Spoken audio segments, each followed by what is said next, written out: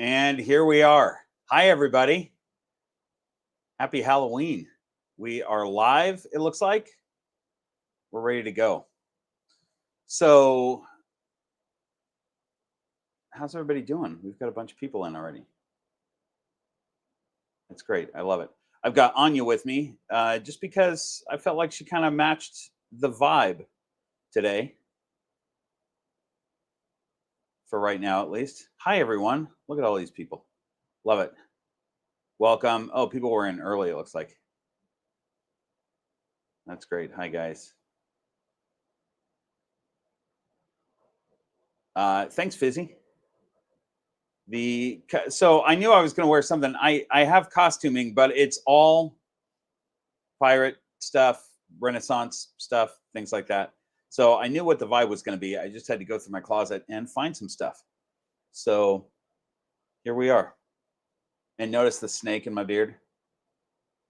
My favorite thing. All right. Good to see you all. Okay. So here's what's going to happen today. I've got another camera on Banjo who happens to be out right now. So I'll show him to you. Oh, let me get this. Sorry, the Urban Wild. I don't know how I... Thanks, Urban Wild. There we go. I accidentally clicked on that. So we got Banjo here, and he is going to be fed this evening at some point during the live stream. And I'm going to feed him like I normally do,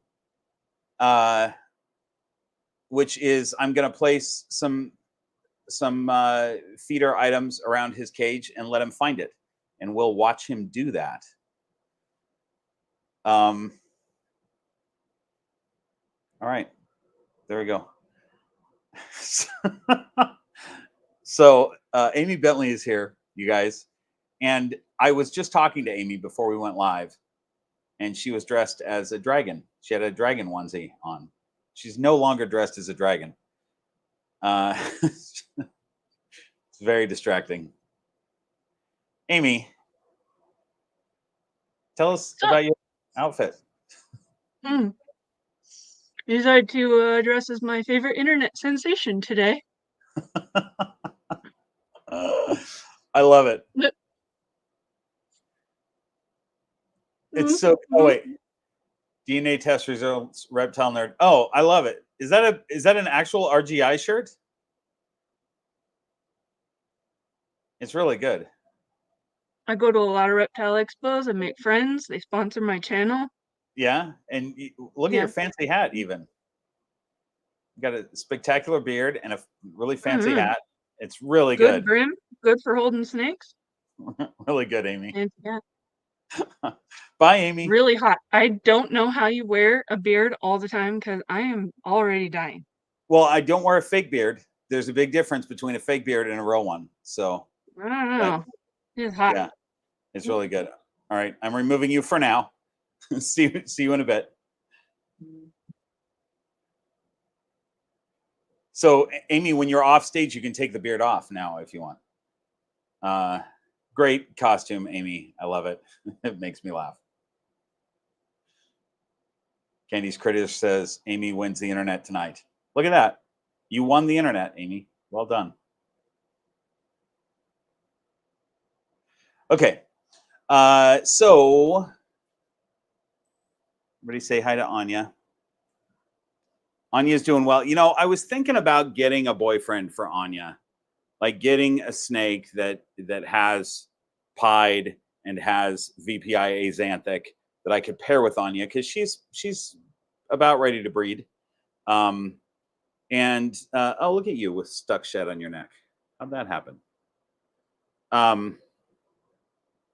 Anyway, and then I started thinking maybe I just pair her with Kodiak and make some pied het clown het axanthics. I don't know. What do you think? She's got some stuck shed on her neck. By the way, can you guys hear me well? Is my sound good? Because I've been having weird sound issues lately, and I'm trying to use my good mic, but I don't always use it right. So put in the comments if the sound is good right now with you. Loud and clear. Thank you. Thanks, Azara. Great. Thanks, Absent Gaming. Appreciate that. All right. So this evening I am drinking Monkey Shoulder, which is one of my sort of standard ones. This is a lovely Scotch. It's really nice, but it's inexpensive, nothing fancy. And the reason that I'm drinking it, did I already pour? Oh yeah, I did. The reason I'm drinking it is I'm drinking Monkey Shoulder out of my horn, and I don't drink fancy Scotch out of a horn. So that's what's happening. I thought the horn would be appropriate given the outfit. I don't want to say costume. It's more of an outfit than a costume, I think. Dewana Herman, thanks so much for the super chat. First one of the night. Do you have a question to go along with that, or a comment or something? Put it in the comments, and I'll see it, or Amy will see it and flag me or something. That's a good segue into this. If you're new to the live streams, the way this works is, oh, you're right. I do need rum, Christopher. You're right. I don't have rum. I should have put rum in there. The way this works is I will not see most of the comments or questions in the chat until tomorrow when I read through the chat. So if you have a question, first of all, if you have a question at all, just ask it in the chat. I might see it, but I probably won't. But there's a good chance that somebody who is an experienced snake keeper will see it and will give you whatever advice you're looking for. If you want me to specifically see your comment or your question, super chat it and I will see it, like Joe has just done. Joe, thanks for the super chat. Appreciate that. Since you're a pirate, could you play / sing The Parting Glass or something else tonight? Oh man, I wish I could still play The Parting Glass. I used to play that on banjo. I was in an Irish band. I'm not a singer, by the way. Oh, Amy, hold on, I see you. Let me finish this, and then we'll get to you, Amy. I'm not a singer at all. So singing, let's see, of all the something I ever had, of all the something, and I also don't remember lyrics. So that was a little bit of The Parting Glass. Definitely cannot play it anymore on banjo because I haven't played it in several years. I'd have to relearn it. But man, what a beautiful song that is. Hi, Amy. Oh, why is this still Hello. on? What can I do for you? Dwana wanted to let you know, she was super chatting you to let you know that you make a very sexy pirate. Oh, thanks. It's very nice. I appreciate that. Oh, I see that. I see Dwana's comment. Thanks, Dwana. That's very nice. Appreciate that. Thanks for the super chat. All right. Thanks, Amy.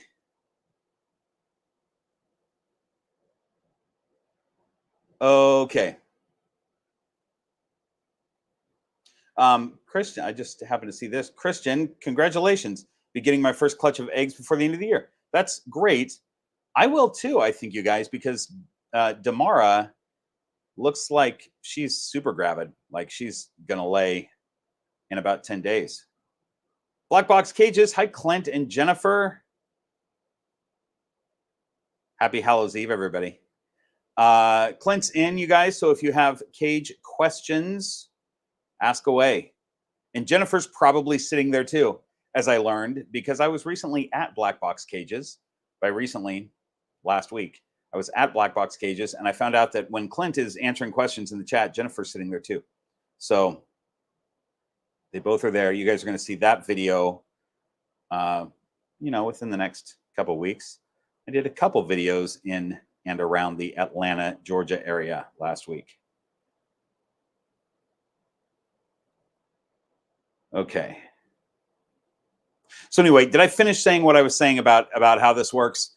If I just, it's always a bummer when I read through the chat and somebody's disappointed that I didn't read their question aloud, and it's just that I don't read them all. There's no way to get to them all. So if you want me to see your question or comment, just super chat it. Otherwise, ask it anyway and look for someone else possibly to answer your question, because many people do.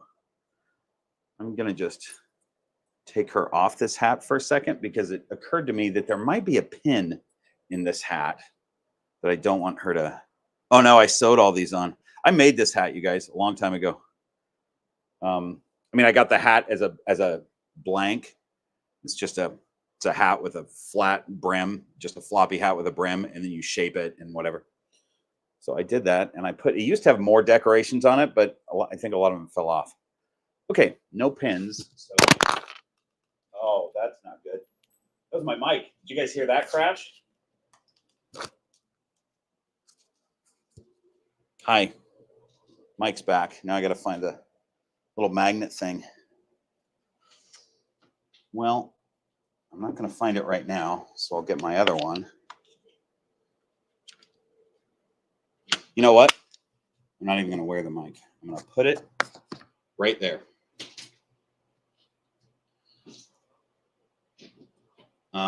Alan David 79, thanks for the super chat. My daughters Catherine and Scarlett say hi and are holding their ball python while watching. They wanted to know if Kent will ever be on a live stream. Hi, Catherine and Scarlett. I'm glad you guys are watching. Kent has been on a live stream in the past, but it's been a long time. It's been a long time. He's not going to be on tonight. Problem is, he clocks out and goes home. My live streams are in the evening, and he's already gone by then. But it definitely could happen at some point, you know. It's a good question. I hope you enjoy hanging on to your ball python. I've got my ball python going through my clothing right now. Getting yourself stuck in it. All right. We've got a lot of questions to get to here from Patreon.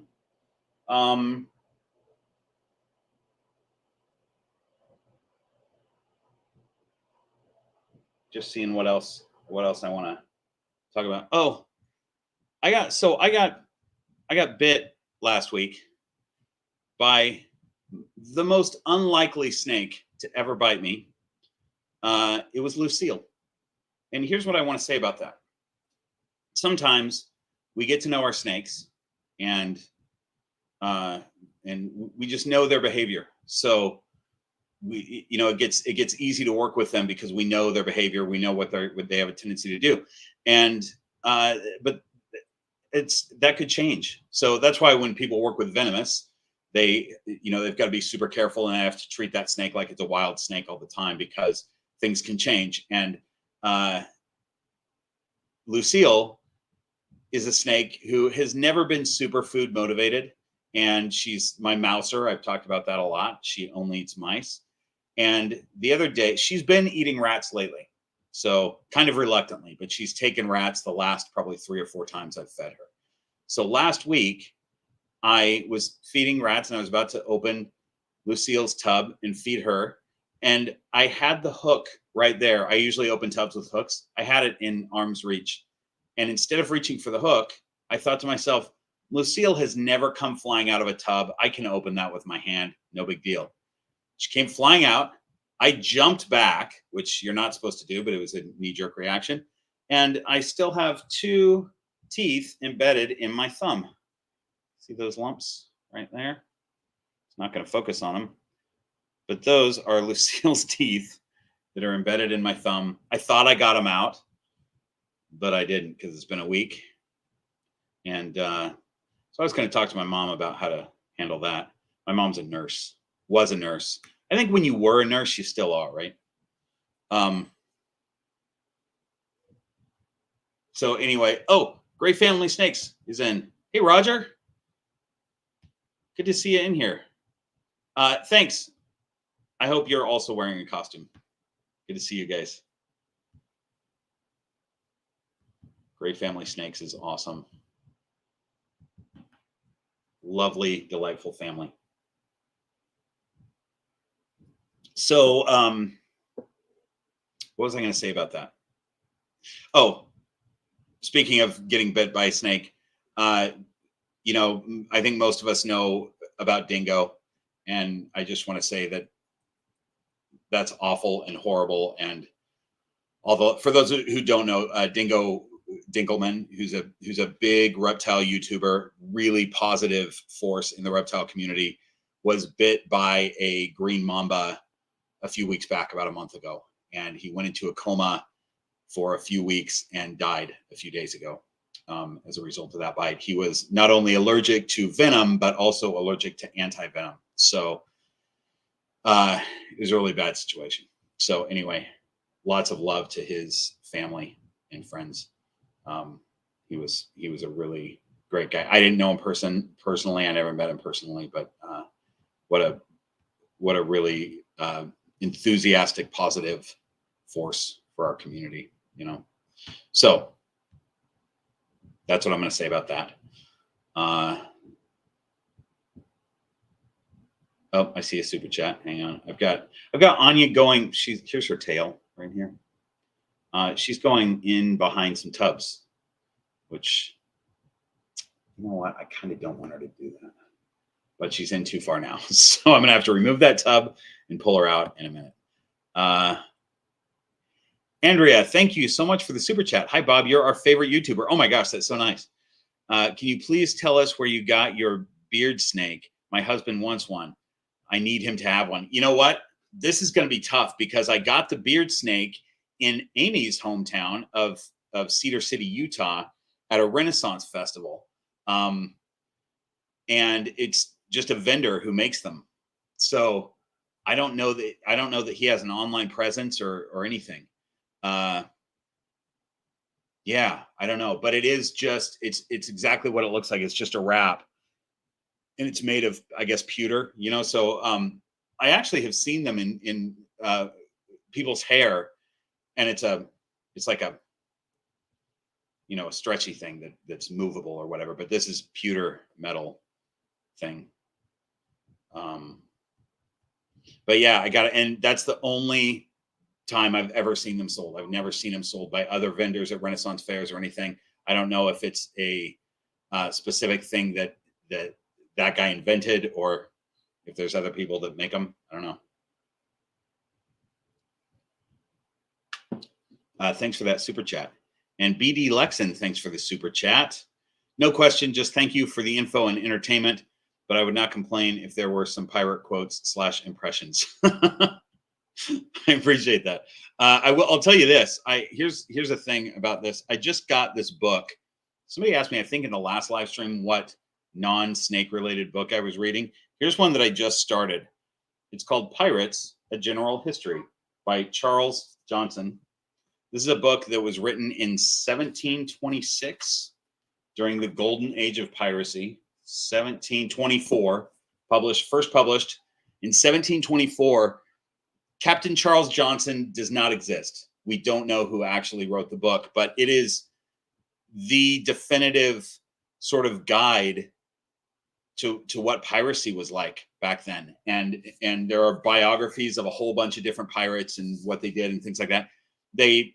They're guessing that he took some creative liberties with the stories, but we don't really have much to go on outside of that book. So I saw that it was that it had been published by a guy that went through and corrected some spelling so that you know, to spell words the way they're spelled now and change some sentence structure so it's more legible. It's still a slow read because he didn't change everything. It's not a very easy read, but it's not impossible. So it's not like reading Shakespeare, which is almost impossible if you don't study it. Anyway, it's an interesting book, and so appropriate that I just started that book and now I'm dressed like this. I'm getting a lot of texts right now. Hang on.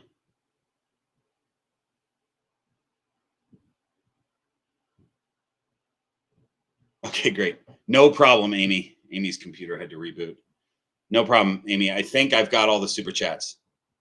Did I miss any super chats, you guys? I don't think so. Crispy, thanks for the super chat. I did not miss yours. You thought I was going to, but I didn't. Is it normal for a super dwarf to explore after taking a meal, or is it possible her hotspot isn't hot enough?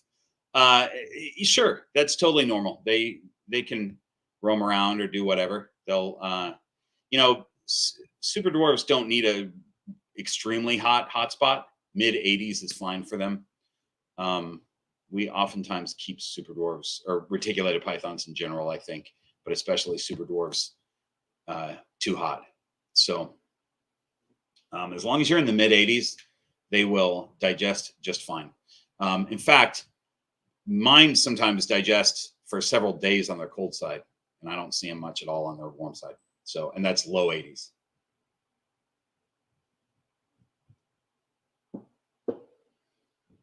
Let's see. Carolyn, thanks for the super chat.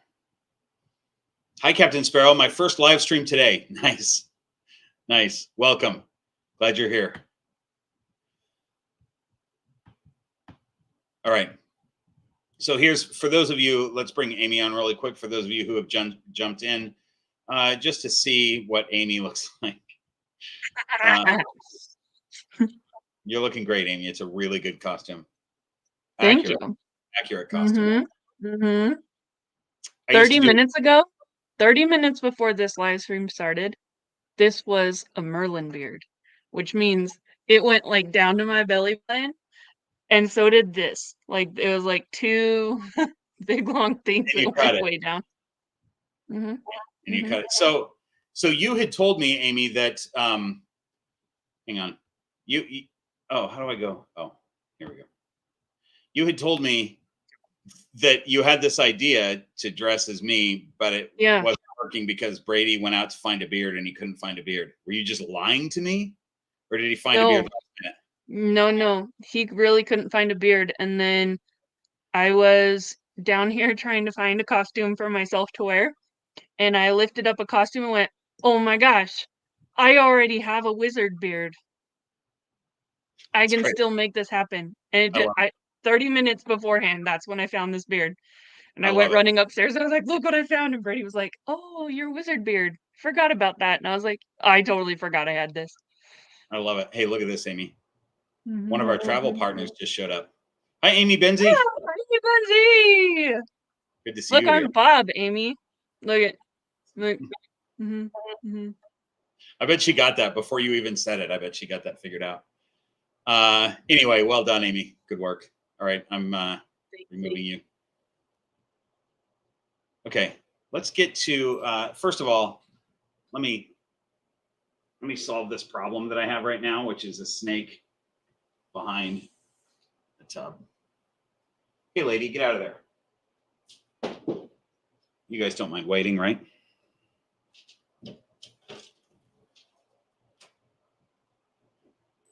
There she is. Okay.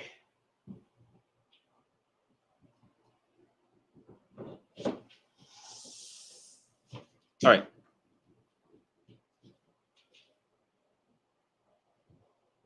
Let me see where we're at here. You guys, here's the thing with Halloween. I can't be around Halloween candy. Here's what's going to happen tomorrow.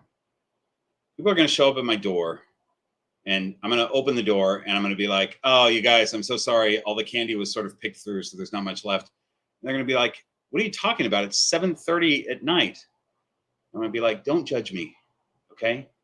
Take a after dinner mint if you want one. Otherwise, you know, because that's what's going to be left." I've eaten a lot of chocolate today, and I probably shouldn't have. What am I doing eating candy? It's ridiculous.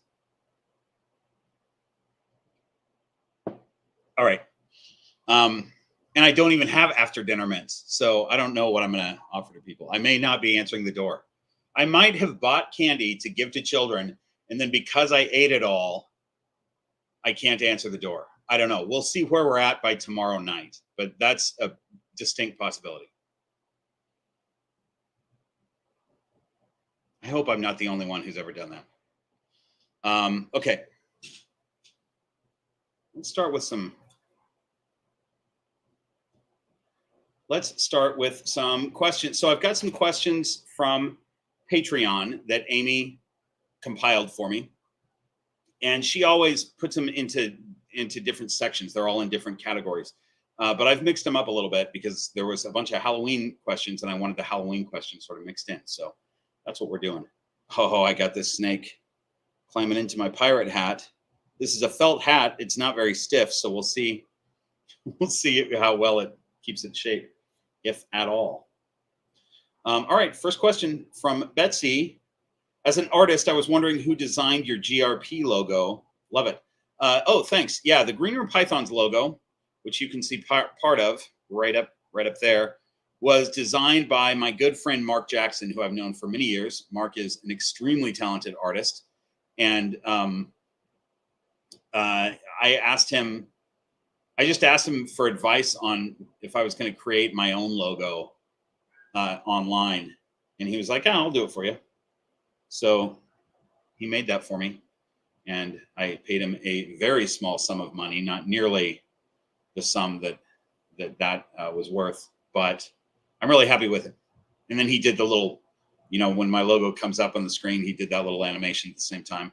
It's really cool. He does. I don't think he still does this, but he used to design entire marketing campaigns for feature films. So super talented dude. Is that comfy for you, lady? Because it's not really for me. It's kind of awkward. Okay. So next one.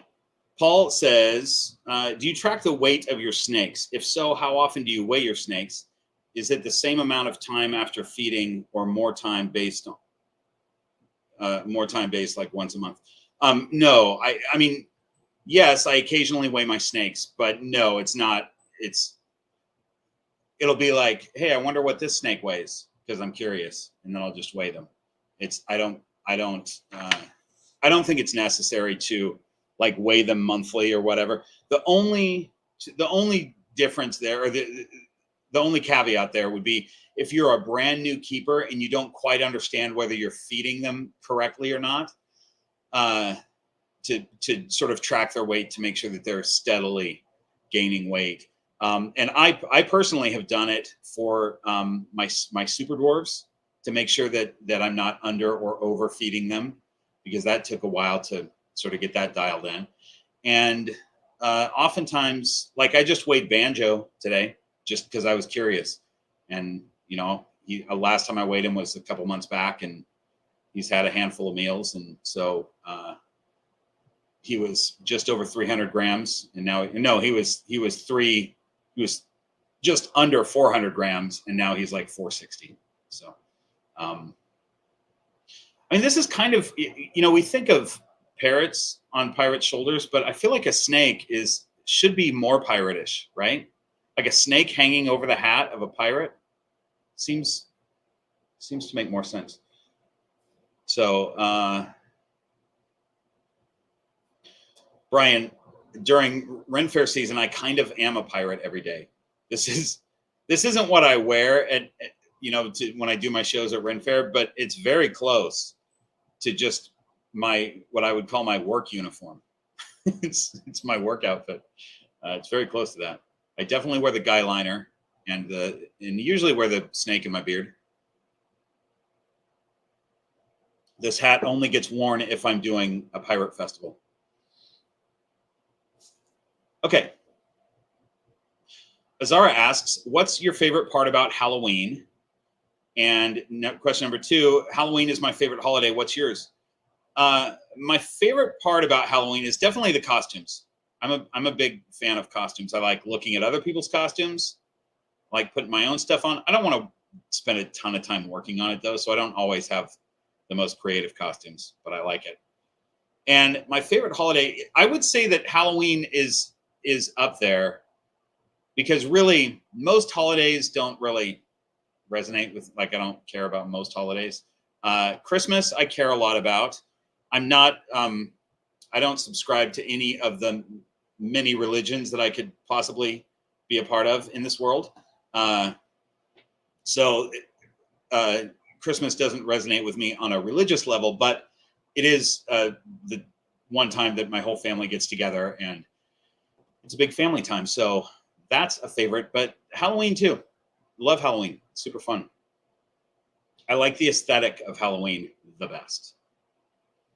That's what I'll say about that. Okay.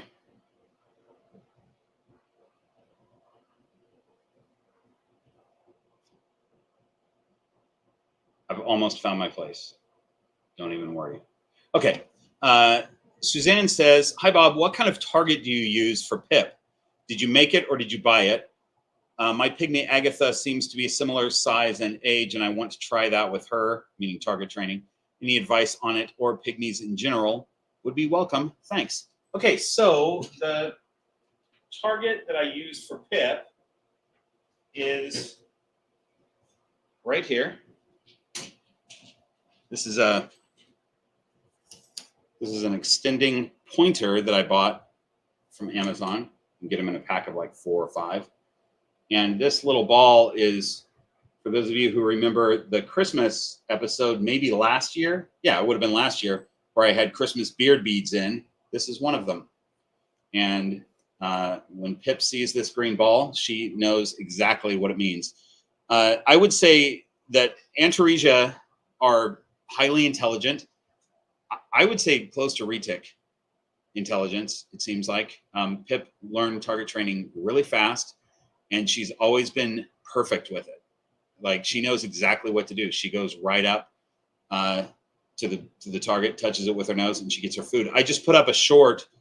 I think I posted it yesterday. There's a short on YouTube and TikTok and Instagram of me target feeding Pip.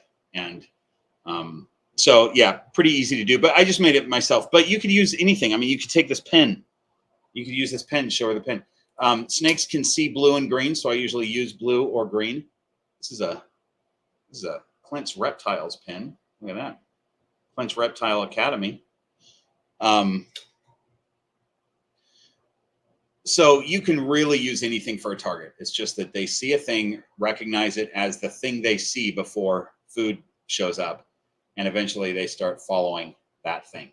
So it doesn't take long for a pygmy python. Okay, we got that one.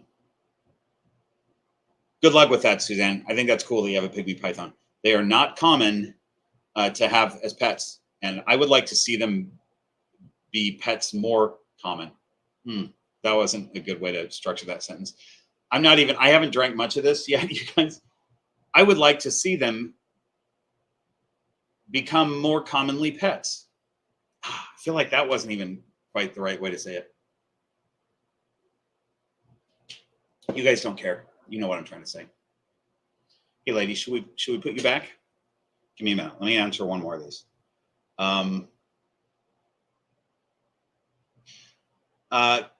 Candy Lynn, Texas says, did your beard survive Kinsey? Kinsey is a capuchin monkey. I hope she didn't do lasting damage swinging on it. Yeah, so for those of you who saw my Animal Con video, there was a lot of footage of Kinsey the monkey because I fell in love with that little monkey. And she, every time she wanted to play with me, which was always, anytime she saw me, she wanted to come and play with me. She would go beard first, swing on the beard, and then jump on my hat or do whatever. So my beard got pulled well more than 20 times by her, like full weight of this capuchin monkey on my beard. And I actually thought about that if I had a capuchin monkey, there's no way my beard would survive. It would be scraggly and thin because they would constantly be pulling it out. I'd have to not have my beard, I think, or just look like a crazy person.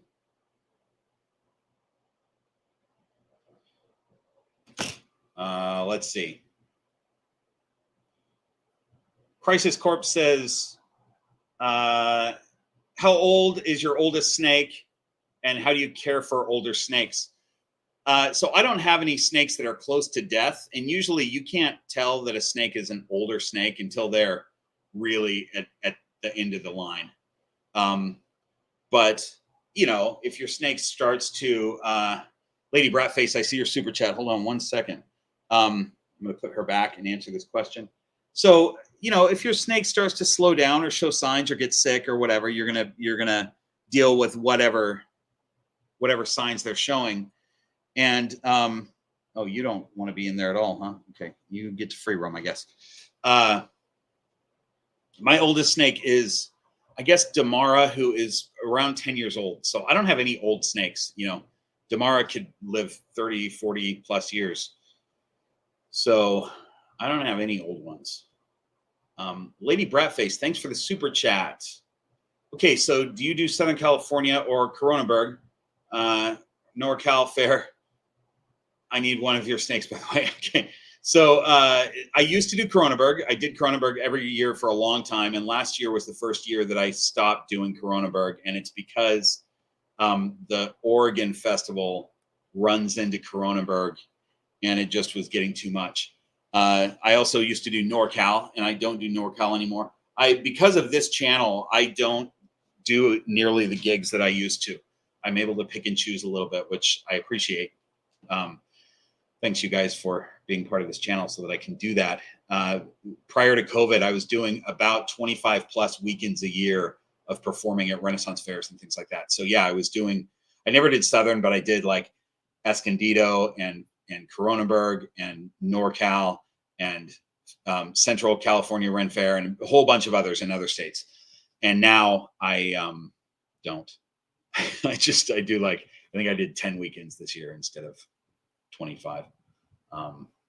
So, and if you want one of my snakes, Lady Bratface, if you're on Patreon, wait for my announcement. Damara, I believe, will be laying in about 10 days.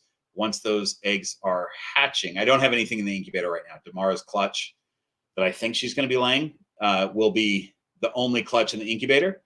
And once those eggs pip, I will make an announcement on Patreon, and we will start a waiting list from there for anybody who wants a snake from that. I think I saw another super chat. Oh, I did. Niffers Critters, thanks for the super chat. Hi, Bob. I just got a spotted python a couple of weeks ago. Already in love with the species. Boops to Pip. Oh, that's great. Congrats. Spotted pythons are awesome. Those are, for those of you who don't know, a spotted python is very closely related to a pygmy python. They look almost exactly the same at times, but spotted pythons are a little bit bigger. Still very tiny snake, though. Really smart and cool. Congrats on that. Tude, thanks for the super chat. Should I feed my nocturnal snake strictly at night? Not necessarily. You know, it's up to the snake. I mean, I think starting out, if it's a baby, that's kind of their natural situation, is they're going to be awake and looking for food. But I feed, you know, my snakes are mostly nocturnal-ish, you know, crepuscular, and I feed them mostly at night, but a lot of times I feed them in the middle of the day, you know. So whatever the snake is cool with. I don't have any snakes that will eat at night, but they won't eat during the day. Like if they're going to eat, they'll eat whenever, you know. But it depends on the snake. Okay, thanks for those super chats, you guys. All right, back to the Patreon questions. Callie has 3 questions. Favorite Halloween costume growing up? So I don't know if this is my favorite, but it's the one that comes to mind right now. When I was little, my mom dressed me as a hobo.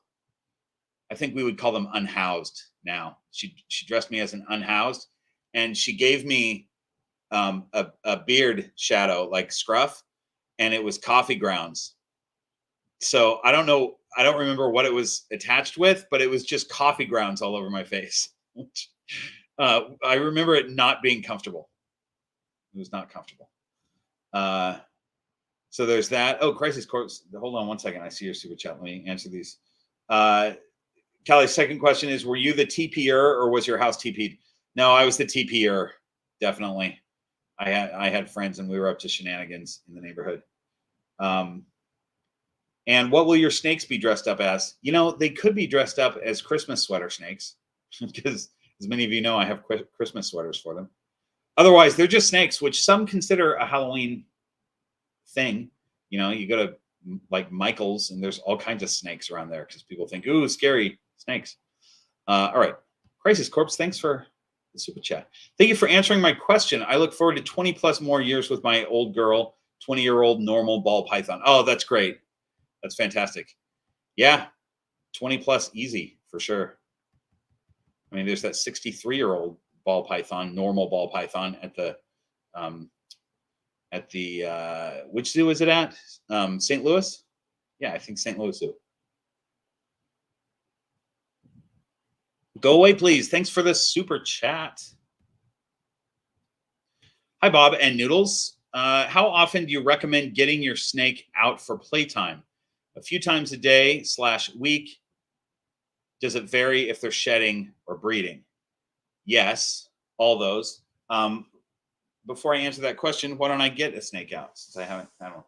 Let's just, how about this one? It's right in front of me. So it really depends on the snake. It depends on the animal. I have, oh, buddy, you're okay. Oh my goodness. Oh, so cranky. You're like your dad. Okay, I'm not gonna leave him out, but this is Max, who has been the sweetest boy since he was little, but the last couple of weeks he's been super cranky and hissing at me when I go to take him out. But I've paired him. Wait, have I paired him? Hold on. Am I pairing him with somebody?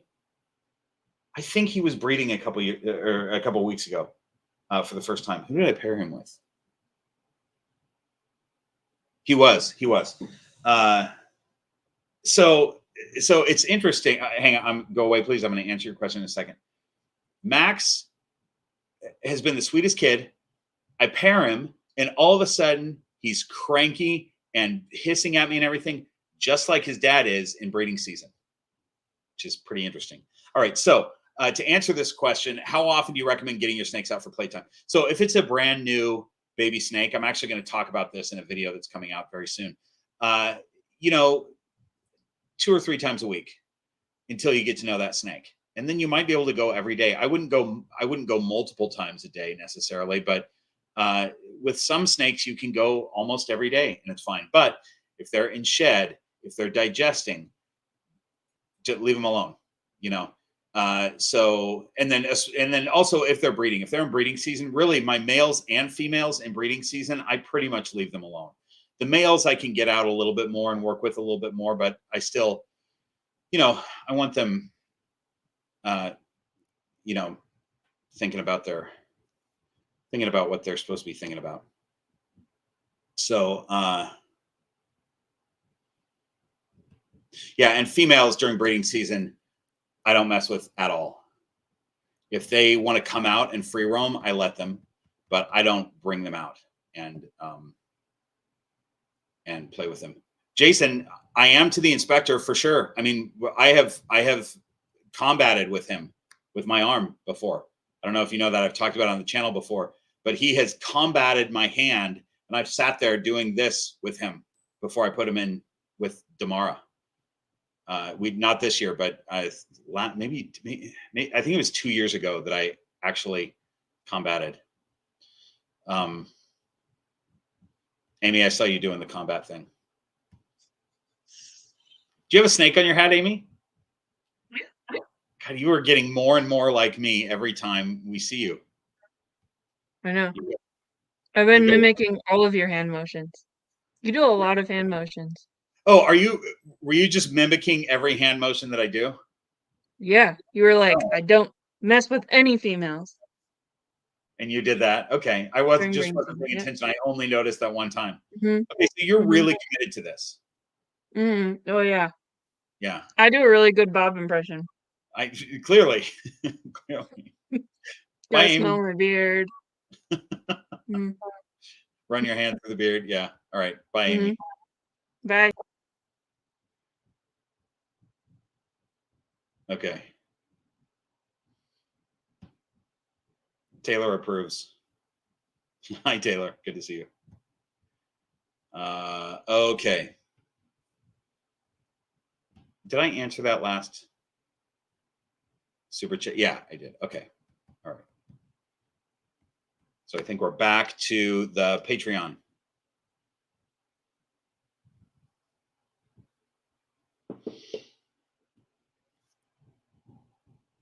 Okay.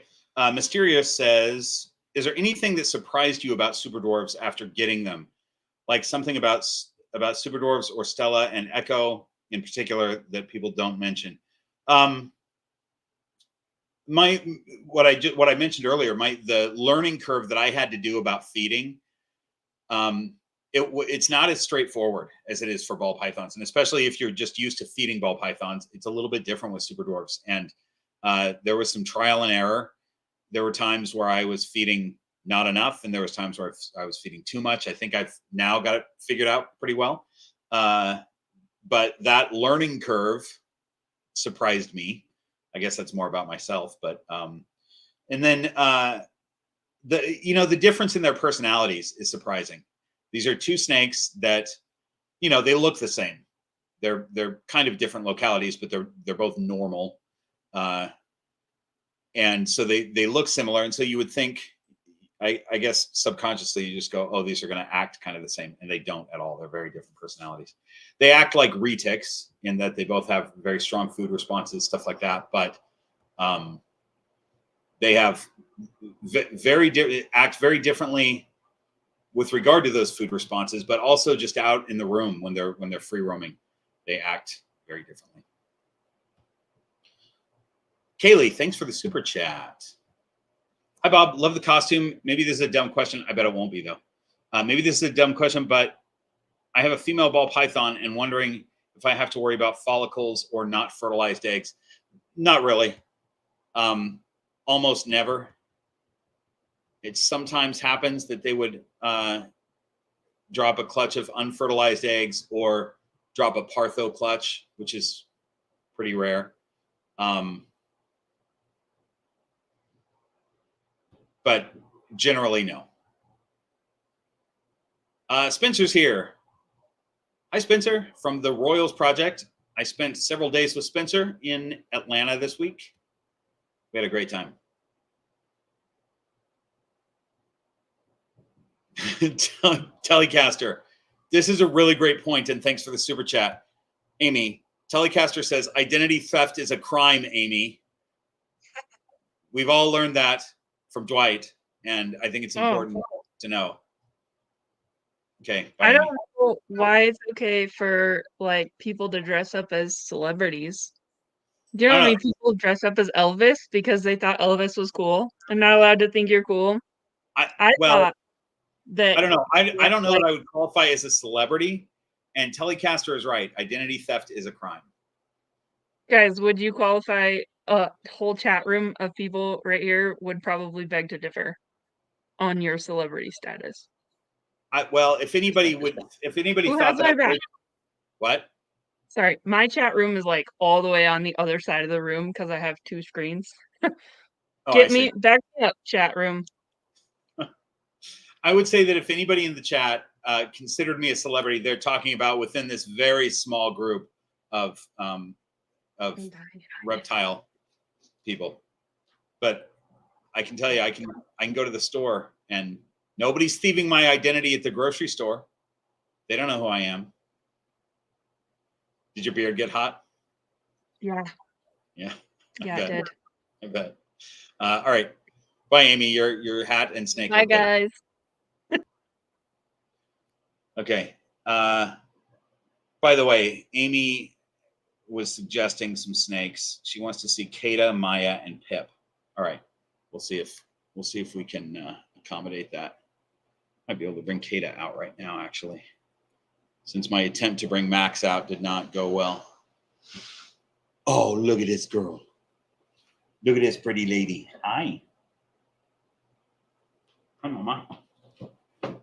Oh, here's Kata. All right, let me. Telecaster, thanks so much for that super chat. There we go. Okay.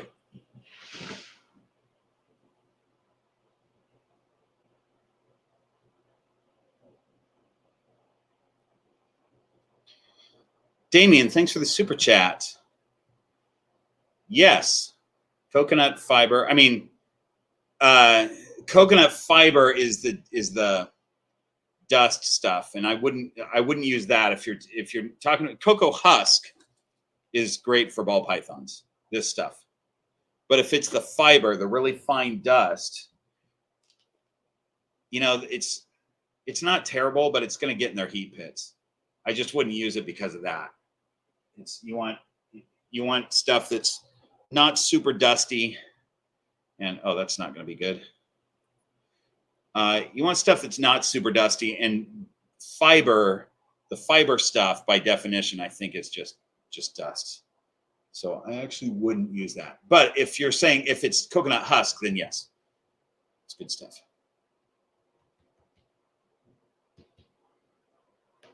All right.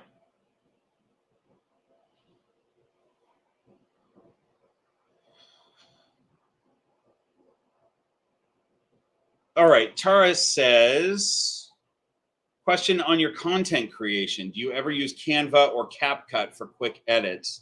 What are your thoughts on those? I do use Canva. Anytime I need to do anything like a thumbnail or any visual thing, I use Canva. And CapCut I don't use because I use another program to edit on my phone. This is just for shorts. Called KineMaster. That's just the one that I've used all the time and it works fine, so I use it. But CapCut I think would be good too. It's probably the same, very similar thing. So yeah, those are all good tools to use. Benny, thanks for the super chat. Just got my first snake. Congrats. That's awesome. She's a year-old lavender and only weighs 283 grams. Is that normal and healthy? If not, what can I do? So that's a snake that was fed very sparingly from the breeder, I would say, because that's really small for a year-old. But the snake is probably fine. Just feed it as you normally would.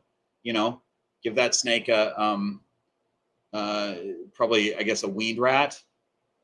I'm trying to think of what 283 grams is. I think we're at a weaned rat at that point, maybe. But whatever it is, whether it's a weaned or it's not a small yet. You know, just feed it a rodent that is close to, you know, the thickness of their body weight, and up the size as the snake grows, and it'll do just fine. It'll catch up. So yeah, it's a little small for a year-old, and by a little, I mean quite a bit small. It's a lot small for a year. I would say most of my yearlings are 600-700 grams. But a lot of times breeders will, because it's expensive to feed a snake, so they won't feed those snakes as often, and they'll feed them smaller prey items that are cheaper or whatever. I don't think it's a great thing to do, but it's not going to be detrimental over the course of the snake's life. They just need to catch up.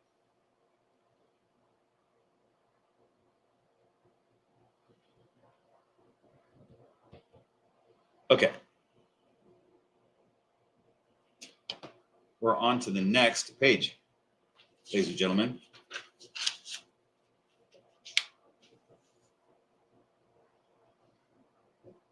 All right.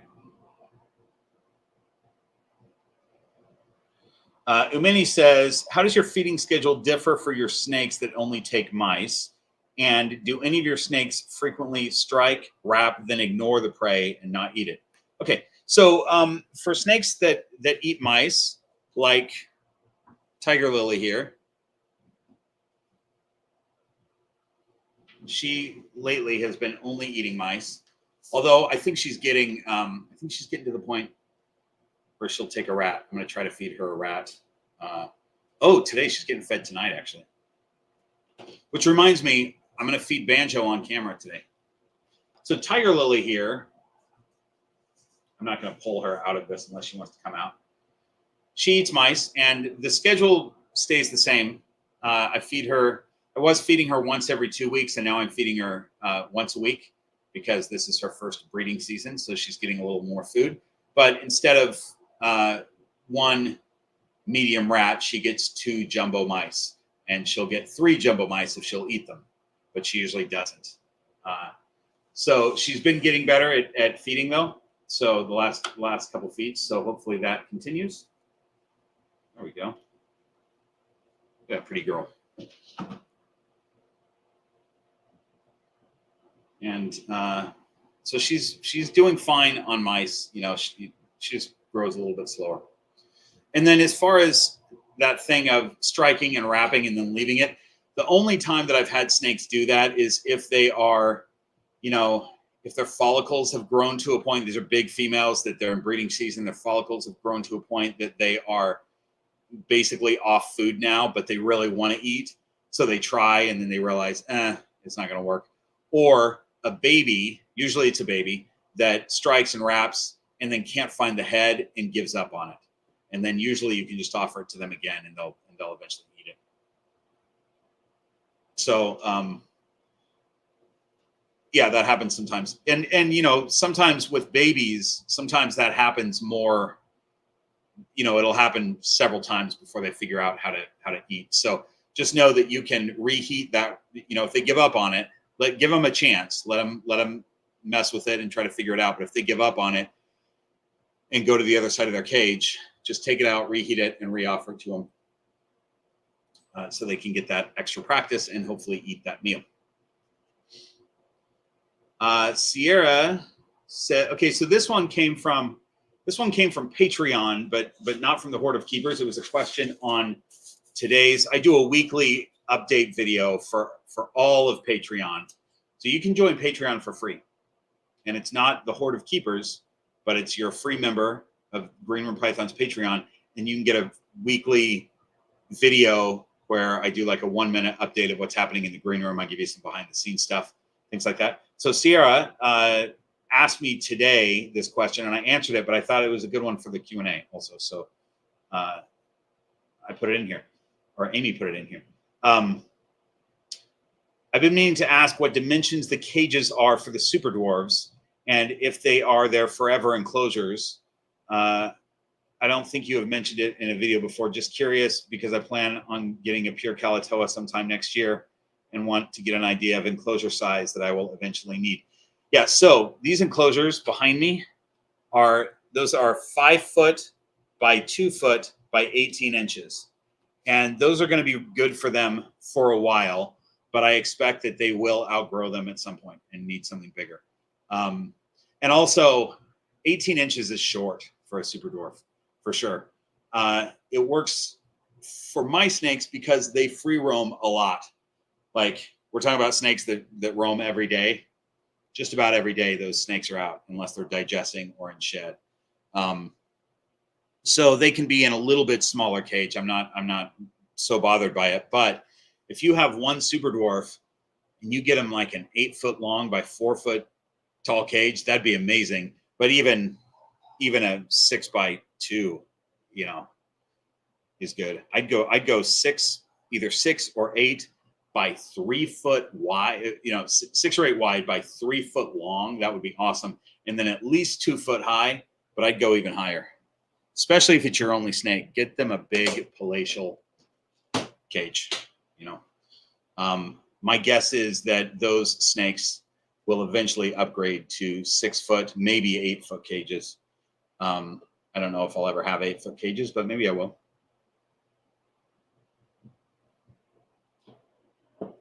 All right. Did I answer that whole question?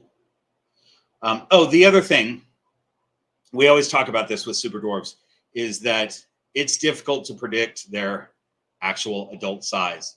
I've seen some very small Kalatoas that are 10 years old and pretty small, but I've also seen a 10-foot Kalatoa that was about this thick. So a 5 foot cage for a 10-foot Kalatoa is not good. So, you know, a lot of that has to do with how much you're feeding them, right? But it also has to do with the parents' genetics, not just that they are a Kalatoa Island animal. You know, the parents' genetics come into it as far as, you know, how big were they? How big was that mom especially? And then how much are they getting fed, you know?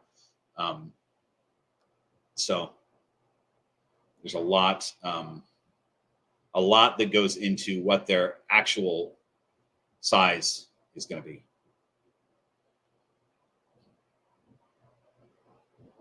But they move around a lot.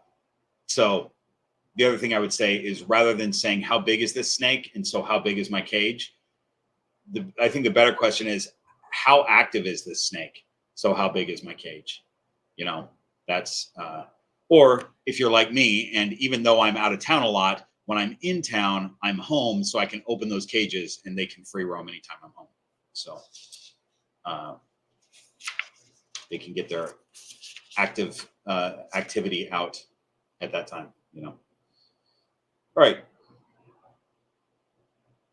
Justin says, kind of a Halloween themed scenario. I just listened to a podcast about a guy who passed away from choking on a cockroach.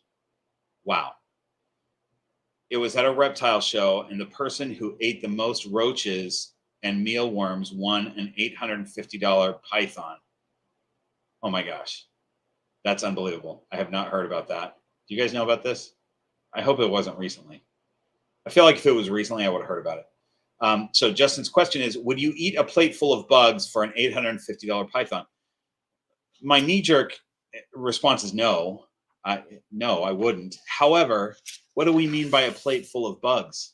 Are we saying that it's like a heaping plate of live bugs crawling around? That's a no.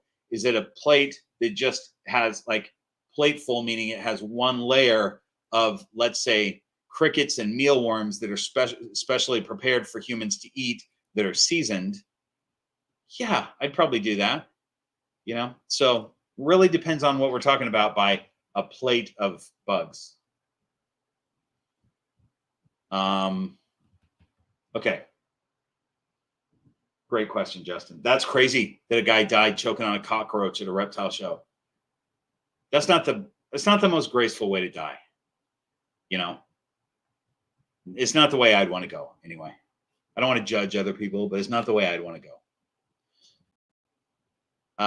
Tana DV. I'm guessing that's Tana DV. Thanks for the super chat. I got here late, so I don't know if you answered my question. Is 4x2x2 cage okay for my baby snake if I cluttered it enough? I have not gotten to your question yet, though, but it is on the clipboard. I'll answer it now, though, since you did a super chat. Generally. So what I mean by that is most babies are going to be fine with that if you clutter it enough. Now, the only thing I'll say is that you want to have several water dishes for a brand new baby snake, because 4x2x2 is huge for them, and you want to make sure that they're able to find their water. And usually they do okay, but be ready if they don't, because there are some snakes that's going to just be too big for them. And they're going from, you know, chances are you're getting this from a breeder, and the breeder has them in a tub like this, and they've got hides, or maybe they don't have hides. Maybe it's just a dark tub like this, but this is a nice small den where that little snake feels safe. And you put them in a giant cage, like a 4x2x2. And even with clutter, some snakes are like, this is freaking me out, and they won't eat. So just watch your snake and see how they do. If they don't eat, then just know that you'll want to put them in a tub temporarily until they can gain some confidence. Let me see if this, hold on one second. Amy's texting me. You all don't mind waiting, right?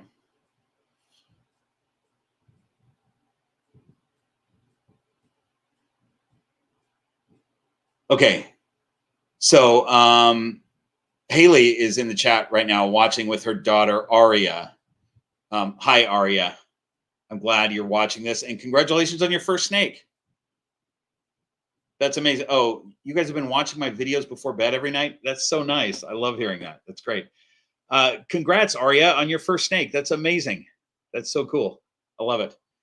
Amy, thanks for texting me that, because I would not have seen that until tomorrow, and then I would have been sad that I didn't say hi to Haley and Aria and their new snake. Okay. Where are we at here? Oh, I found it. Dwana says, if I put tinfoil over just half my terrarium, will it help hold humidity? I have a few homemade hides with clothes in them, and I water it down quite often, but I was wondering if this would help get it up a little, meaning the humidity, if I put tinfoil over half of it. Okay, so first of all, if by clothes, if you mean like pieces of cloth in a hide, I'd get those out of there, because that's going to mold, and that's going to just put mold around your snake, and you don't want that. What you want instead of clothing or cloth is sphagnum moss if you're trying to do a humid hide. And really that's better for if they're in shed. You can put a humid hide together with sphagnum moss that's damp. So get the cloth out of there. And then I wouldn't use tinfoil because it's not going to create a seal, the kind of seal that you want. I would use Havoc tape, HVAC tape that you can get at the hardware store. And no, it's not going to work if you put it over half the screen, because you still have a big, it's like imagine it this way. If I close my window halfway, will that keep the cold out? It's kind of like that, because the humidity just evaporates and it goes away, right? And so if you've got a window this big on your screen top where that humidity can escape, it's all going to escape out of there. So you want to cover the whole thing with preferably Havoc tape, but you could use tinfoil. It's just going to rip easily, and it's not going to be a permanent fix. That's kind of the thing to do. If you keep a snake in a fish tank, the best thing to do is cover the screen top with Havoc tape. You might have a hole cut in the Havoc tape, or you might have the tape around where a light is, or a hopefully not a heat lamp, but a ceramic heat element is the word I'm trying to think of, or whatever you're using for heat. You might have to tape around that, and that's okay. But otherwise, cover up as much of that screen top as you possibly can, because any little bit that the screen top is open, your humidity could escape from.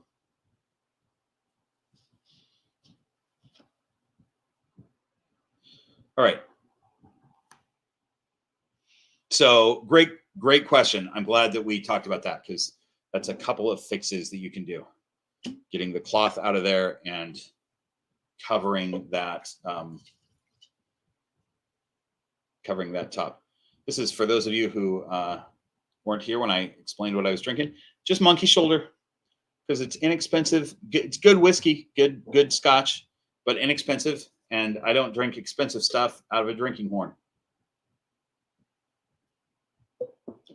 Ghost One, thanks for the super chat. Thanks for that, Ghost One. Any advice other than husbandry on getting a green tree python to eat? Black box arboreal is on the way. I've had her 3 weeks, leaving her alone as much as possible and talking with Benzie, but value in any advice from you too. Okay, so I don't keep green tree pythons. Neither does Benzie, but she does keep emerald tree boas, as you know, and it's similar. It's, you know, they're both arboreal and they're similar. But with green tree pythons, you want to make sure that they are hydrated enough. A lot of times they just, you know, they're just not going to eat because they're nervous. So depending on what you have that snake in, again, your breeder might have had them in a little tub like this with a sort of a cage thing on it. And that's what they were used to being in. If they're now in a bigger situation, it's going to make them feel uncomfortable. And then give that snake a smaller prey item than you might normally, you know, for their first meal. Just give them something that's easy. They're not going to regurgitate, you know. And make sure it's warm enough. You're probably doing that, but you know, if you heat that rodent up to 100+ degrees, even though that's hotter than what they would be if they were alive, a lot of times that'll trigger a snake's food response. So that is all I can say about that, because I don't keep them. So that advice is sort of general advice that I know, but not having the experience with green tree pythons, I don't have anything brilliant that I can tell you. Okay. Where are we at? Okay, so Phil says, Bob, I made a humid hide like you showed out of a Tupperware container. Is it a problem putting it in the enclosure too early or keeping it in there full time? Yeah, you don't want to keep it in there full time, because, you know, moist sphagnum moss will grow mold. So you want to be careful. I only put a humid hide in a cage when a snake is in shed, but really I only do that. I don't do that for any of my ball pythons. Like, I wouldn't do that just as a general husbandry thing. I would only do it if, like, for a ball python, if they have a bad shed, I might then give them a humid hide so that they could sit in there for a while and try to get that shed off themselves. If I have a snake that notoriously has bad sheds, I would throw a humid hide in when I see that they're in shed. So the only snakes that I give humid hides to are my reticulated pythons, and that's because reticulated pythons just in general tend to have spotty sheds. They don't necessarily have bad sheds, but they will shed in pieces. They'll just blow up everywhere. And so as soon as I see that they're in shed, I put damp moss in their sky hide. So Echo just shed this morning, and she's been sitting in a sky hide for a week with sphagnum moss. And when I pulled that out, there was mold on the sphagnum moss already. So I wouldn't keep it in there. Only use it if you need to. If your humidity is 60 to 80%, they don't need a humid hide. They're going to do just fine. Haley, thanks for the super chat. Thanks for the shout out, Bob. We appreciate you. Made my daughter's week. Oh, that's so nice. That's great. Congrats to you guys on your new snake. That's fantastic. Hang on, Amy. I got you. Hi, Amy. Hey, hi. So since Haley just sent you a super chat, I wanted to say, hang on, this beard is like really trying to strangle me. I just wanted to take say it off if it's that, easier. Okay. I'll be Amy for a second, guys. Ooh, sorry, baby. So remember that conversation we were having the last time you brought me on about you not being famous, blah, blah, blah, blah, blah. I don't remember that at all. You said hi. You don't remember that at all? Because, you might want to get your brain checked.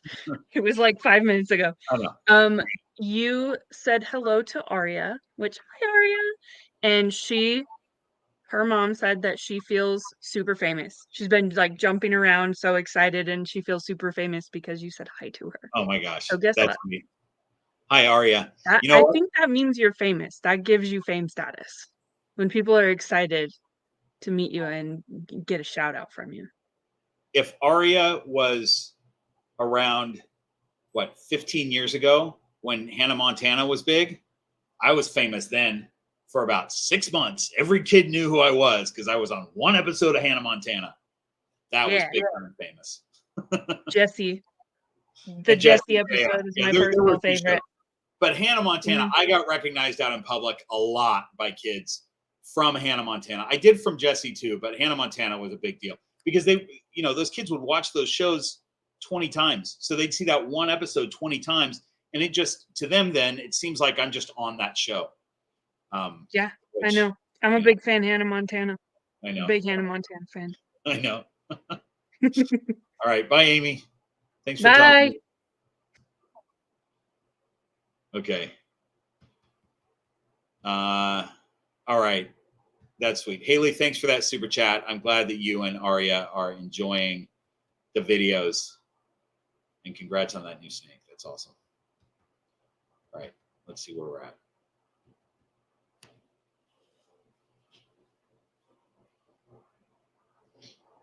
Azara, here's the thing. Grey's Anatomy, that's a show for adults. And so when you guest star, I didn't even guest star, I co-starred on Grey's Anatomy. Very small scene.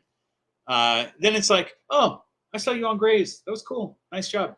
Not nearly the fame status of Hannah Montana.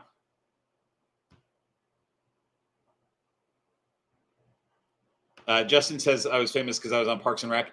We're getting closer with Parks and Rec because there is a people watch those episodes over and over. So I do hear from people that see me on Parks and Rec quite often because people still watch that show. But still, you guys, we're not even getting close to Hannah Montana fame. Come on. Hannah Montana. All right.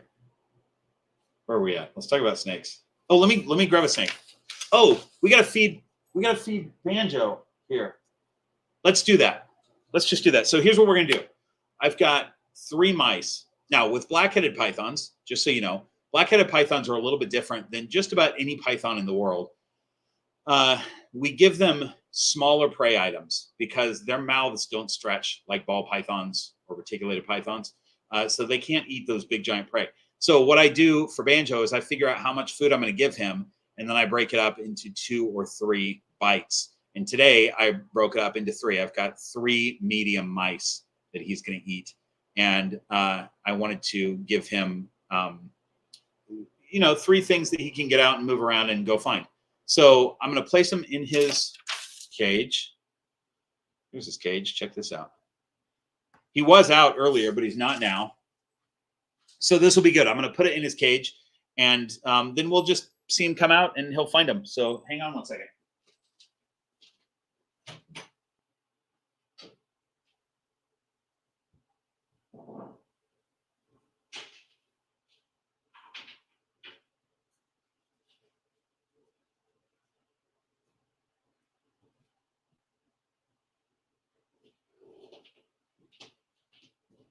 The other thing that's different about these is these are not warmed up, and that's okay, because black-headed pythons eat carrion in the wild. So dead animals, they'll come across a dead animal carcass and just start chewing on it. Some lizard that died or whatever, they'll just roll up and eat it. So they don't need their food warm, and they don't need it like dancing around or whatever handed to them. They can just come out and look for that dead animal, and they'll eat it. So let's watch Banjo do that.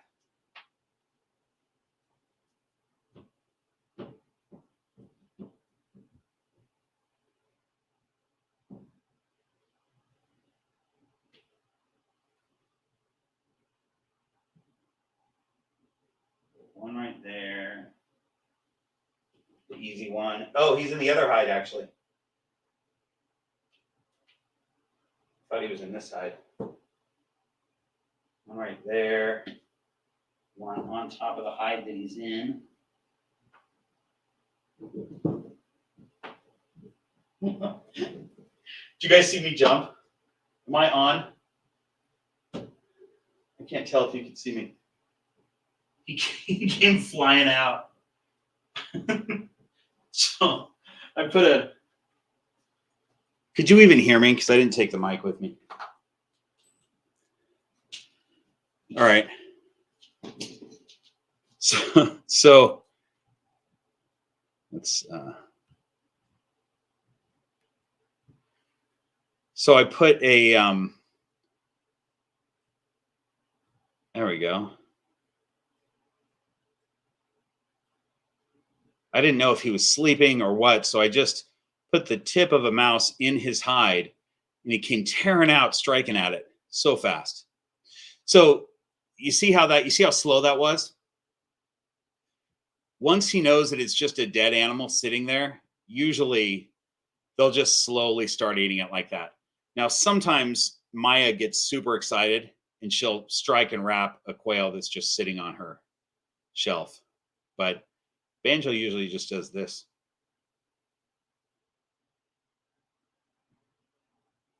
So, all right, so we'll watch him do that. And then we're not going to watch the whole thing, but what I'll try to do, we'll watch him eat that because he'll get that down pretty quickly. And then I'll try to keep an eye on him. And as he finds the other ones, I'll put the camera up.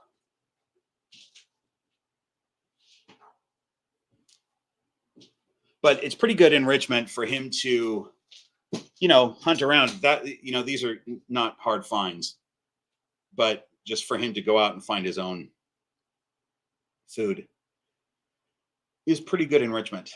And it's also, I don't have to target train. I target trained Maya, and she did pretty well with target training, but I don't use it on her anymore because I think for a black-headed python, this is much better enrichment. And so this is how I feed them almost always now, is by putting food around their cage and just letting them go and get it.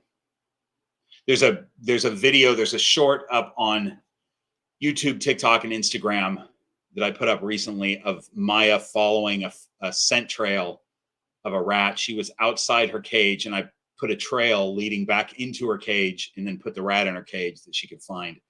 And that's pretty interesting to watch. So check out that short if you haven't seen it.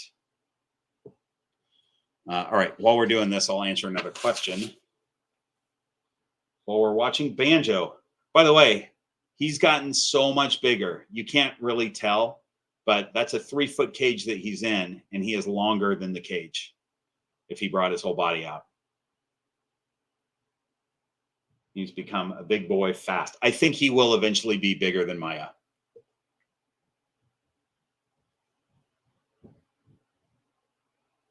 All right. Erica, I agree with you. I think Banjo is super pretty. That guy. Yeah. He's a handsome guy for sure. All right, let me see where I'm at.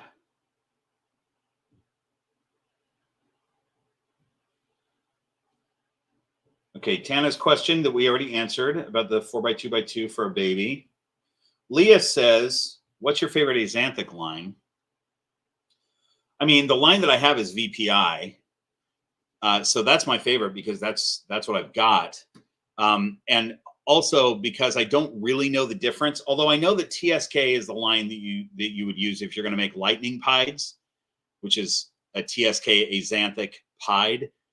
I don't know, and you guys can put it in the chat if you know the difference. Like, is there a difference between a VPI axanthic pied and a TSK axanthic pied? I know that technically it's not a lightning pied if it's a different line of axanthic, but I don't know if visually it's any different. All right. Amy, are you putting my entire IMDb resume episode list in the chat? I'm seeing that. It's pretty funny. Okay.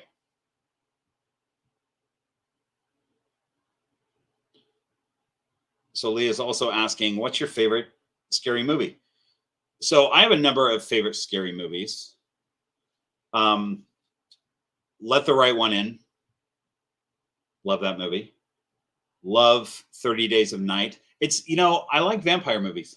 Those are both vampire movies. And if we're talking real scary vampire, not Vampire in Love, not Vampire Light. If it's like a really scary vampire movie, I like those. So those are both ones that I like. And then, I always think of this movie that I'm sure doesn't hold up because I haven't seen it since the 1980s. But the first horror movie that I ever saw when I was a kid is a movie called April Fool's Day. And I loved it. And the reason was it scared me so bad. I was a kid. I don't know how old I was, but I was a kid. It was enough to be really scary. All these people were getting killed. But then it turns out in the end that it was all a joke and none of the people were killed. So you get to breathe a sigh of relief because nobody actually died in the movie. Terrible way to do a horror movie, by the way. But for me as a kid, that made everything better after being traumatized by this scary movie. So, hang on. I'm putting me back on there. And there we go. And then we'll just watch Banjo hunt around now that he's got that first one in him. I put that second mouse. You guys can't see it. I feel like I want to move it now. I'm not going to worry about it. And then, so there's these other scary movies like Midsummer, which I haven't seen because I saw Hereditary and it's too much. I was like, oh my God, this is crazy. Great movie, but it was nuts. I don't need my horror movies to be nuts. And I saw Hereditary. I know that Midsummer is probably even worse and it's the same director. So I haven't watched it. Amy Bentley, what's your take on Hereditary? Because you saw it. Okay. Midsummer. I liked Hereditary. I like a good scary movie. Well, these people probably don't know, but Yeah. I am a big fan of horror films and I watch a horror film every single day for the entire month of October. And I keep notes. I have yes, these are the ones I recommend. These are no's, these are mehs. Midsummer went straight to the no list. Do not recommend. That movie was absolutely horrifying for all of the wrong reasons. Yeah. It was pretty crazy. And there's not a dark scene in that movie at all. All of the movie is just bright white light, Yeah. Absolutely Same horrifying. with Would Hereditary, not I watch think. again, would I not remember right. recommend. Hereditary, all the scary stuff happens in the daytime. Like, In the daytime, yeah. yeah, Midsummer is even a brighter movie. yeah, Give me a it- dark slasher film. yeah, yeah. Yeah, and really, I did like Midsummer was good. I watched. I was like, wow, this is really good. But it was nuts. It was crazy. Okay. Hereditary. You didn't watch Midsummer. Yes, Hereditary. I'm talking about Hereditary. I did not see Midsummer. Whatever words I'm saying. All right. Phil just sent a super chat. Hang on. All right. Bye, Amy. Thanks for your review. Phil, thanks for the super chat. Bob, I just took out the humid hide from Maxine, found a fresh shed. FYI, I used cocoa husk. Okay, great. So does that mean you just put humid cocoa husk in her hide? That's cool. That works. I wouldn't worry about it, Phil. You know, unless that snake, I think that's a new snake for you, if I remember right. I don't even worry about a humid hide. I would just make sure that her humidity in her cage is between 60 and 80% at all times. You can do that with cocoa husk, just pouring water into the cocoa husk and mixing it around. As long as it's 60 to 80%, the snake is going to stay well hydrated all the time and they'll have great sheds. And you'll have no need for a humid hide ever. So, yeah, that's great that she had a good shed, though. Okay.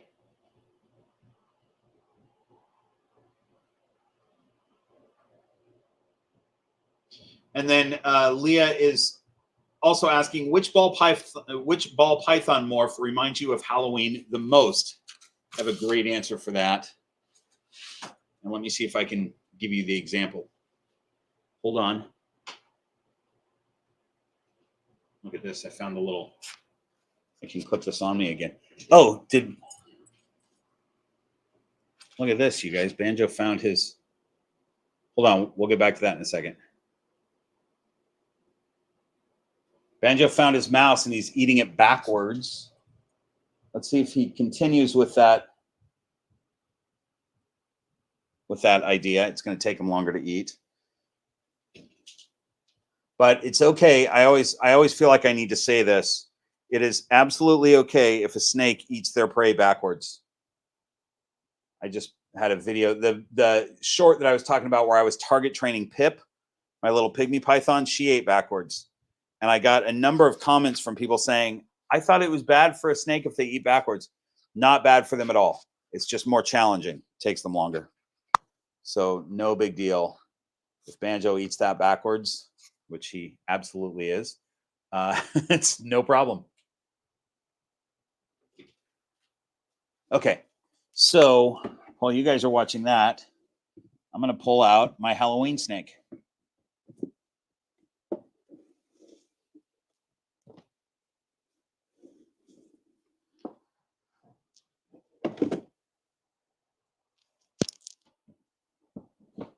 Almost there.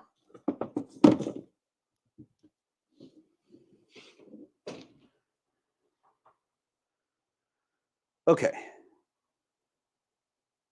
Hi, here's Lydia Dietz.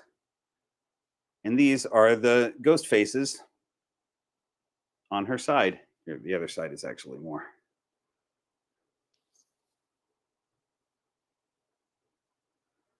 Right where she's curved. Screaming ghost faces. That's why her name is Lydia Dietz, because if you remember in Beetlejuice, Lydia is the daughter who's obsessed with ghosts. So there we go. She ate last night. She had skipped a few meals. And so I'm glad she ate last night, but I want her to continue to digest. So I'm putting her back.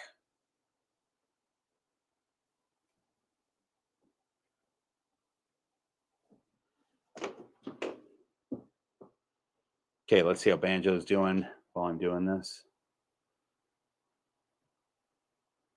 There we go. Oh, he's smart. He's using the ground to help him move that thing.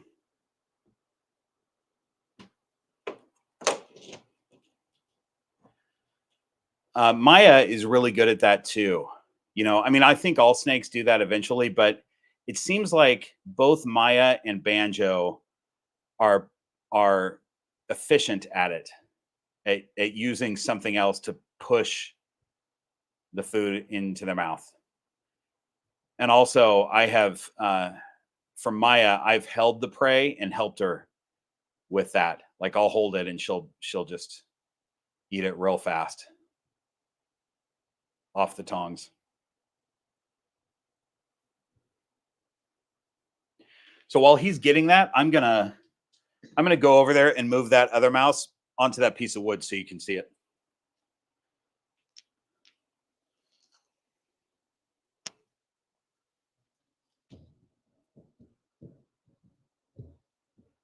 See if I can do this without him noticing. Of course not. He totally noticed. So another thing about this might scare him, and if it does, he'll drop that mouse, but I'm going to try to do this. So another thing about black-headed pythons is they seem to be more visual than the snakes that I'm used to. Really keyed up on movement, totally notice movement, and they seem to be able to see a little bit farther than other snakes. Both Banjo and Maya have reacted to my movement when I'm across the room, and the other snakes don't really do that. You guys can't see this on camera, but Handsome Dan is completely ready for it. Hang on, I'm going to show you. Dude, I'm sorry, I'm not feeding you right now. It's not your day, pal. Sorry about that. He's a smart guy. He knows what's going on.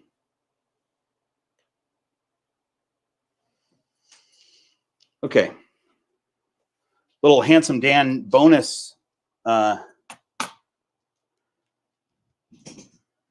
appearance.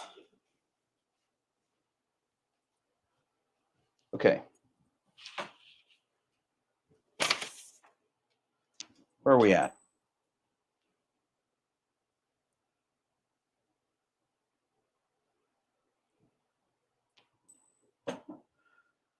Okay. I just drank some water. I'm off screen, so you can't tell what I'm up to, but I'm still with you. Let me just figure out where we are at on this list. We did all the Halloween stuff. All right. Kevin asks, what snake should I get for a 3 1/4 by 1 1/4 by 1 1/4, or no, by 1 1/2? So 3 1/4 feet by 1.5 feet by 1.5 feet enclosure for their whole life. It'll be spare after an upgrade for the present occupant, Lady Percy, preferably a so you want preferably a python, preferably not a sand boa or a hognose. So really, for a cage that small, you're looking at an Antaresia, and I would say an Antaresia on the small side. So that would be great for a pygmy python. I believe, now I might be wrong on this, so do your own research, but I think children's pythons might be the largest of the Antaresia. So spotted python might be a little bit smaller, but definitely a pygmy python is smaller, but also pygmy pythons are way more expensive than any other Antaresia. So I would do that, or, you know, here's a not python, but very close to a python, is a house snake. Those are, house snakes are very python-like. They look like pythons. They act like pythons. They're small. They come in a bunch of cool morphs, and they're cool snakes. So I would almost get a house snake for that size cage. That'd be cool. Oh, I put that down.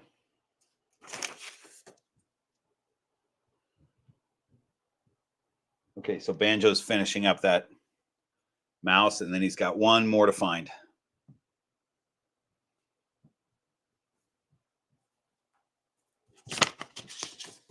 We're on the last page, you guys. Wayne the Distracted says, hi, Bob. I was fortunate enough to get a Dumerals boa, 8 weeks old, and I have a couple quick questions. Dumerals boas are awesome. Congrats on that, Wayne. Well done. They are beautiful snakes and make really great pets. Really cool snakes. How often should I handle her at this young age? She is eating frozen thawed hopper mice with no issue. How long should I keep her in quarantine away from the pythons? So, you know, I would treat this like a ball python situation since it's a new baby snake that you don't know very well. I would do, I'm putting out a video soon about choice-based handling and how I do that with babies. I don't do 100% choice-based, but I do it when I can. So I would recommend doing that when you can. And then handling sessions in general, I would do 2 to 3 times a week until you know the snake better, until the snake is more comfortable with you. You know, if they're super shy or super defensive, you back it off a little bit, you know. But I am talking in that video that's coming out soon about what you're looking for with a new snake that you're doing these handling sessions with, and that would apply very well to Dumerals boas. So check out that video. That one might be out on Monday if I can get it done in time. And then what was the other thing that you were asking about? Oh, how long in quarantine? So that's a good question. You know, 3 months is a good blanket statement to say for quarantine. But let's see what Banjo's doing really quick. That being said, I don't necessarily always do 3 months in quarantine, especially if I buy the snake from somebody that I know and I know their animals. I haven't done a full 3 months necessarily. So if this is not someone that you're already friends with and you know their animals or whatever, I would definitely do 3 months. And especially it's a boa, you know, you got to be more careful with boas and mixing boas and pythons. And I think Dumerals boas falls into that category too, of the potential diseases that a boa can carry without showing it, that if a python gets it, it could wipe out your snakes, you know, your other snakes. So I would maybe get panels done, take them to a vet, get some panels done. That will give you some peace of mind. And then 3 months is I'd say is a good time to have a boa in quarantine, or any snake in quarantine. 3 months is good, especially if you're in you know, a lot of times, like right now, my quarantine room is in use currently. Nobody knows this. I guess Amy knows it, but nobody else does yet. My quarantine room is currently in use. And the animals that I have in there, there's no rush to bring them out into this room, you know, like they're fine in the cages in there. So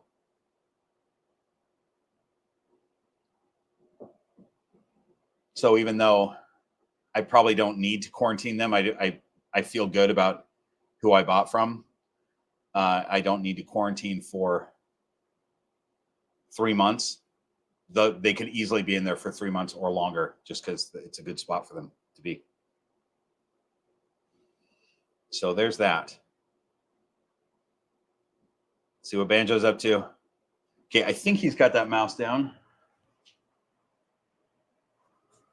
And he's looking for the other one. So he's on. Hold on, I can't tell what he's on. Oh, there he is. Okay. Yeah, so we'll stay on him because he's kind of on the hunt for the next one right now. While we watch.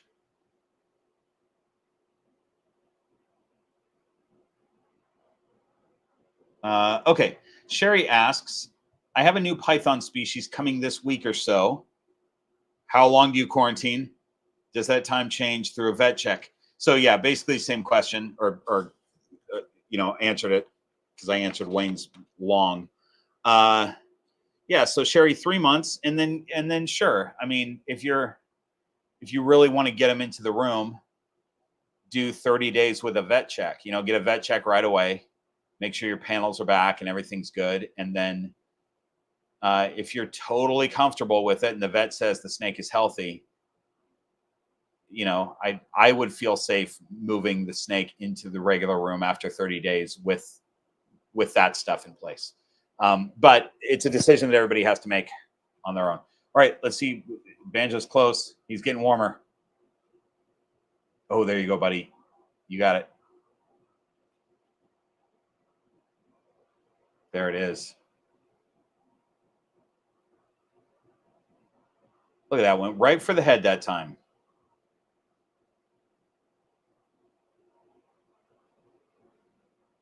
Just a slow start eating that thing.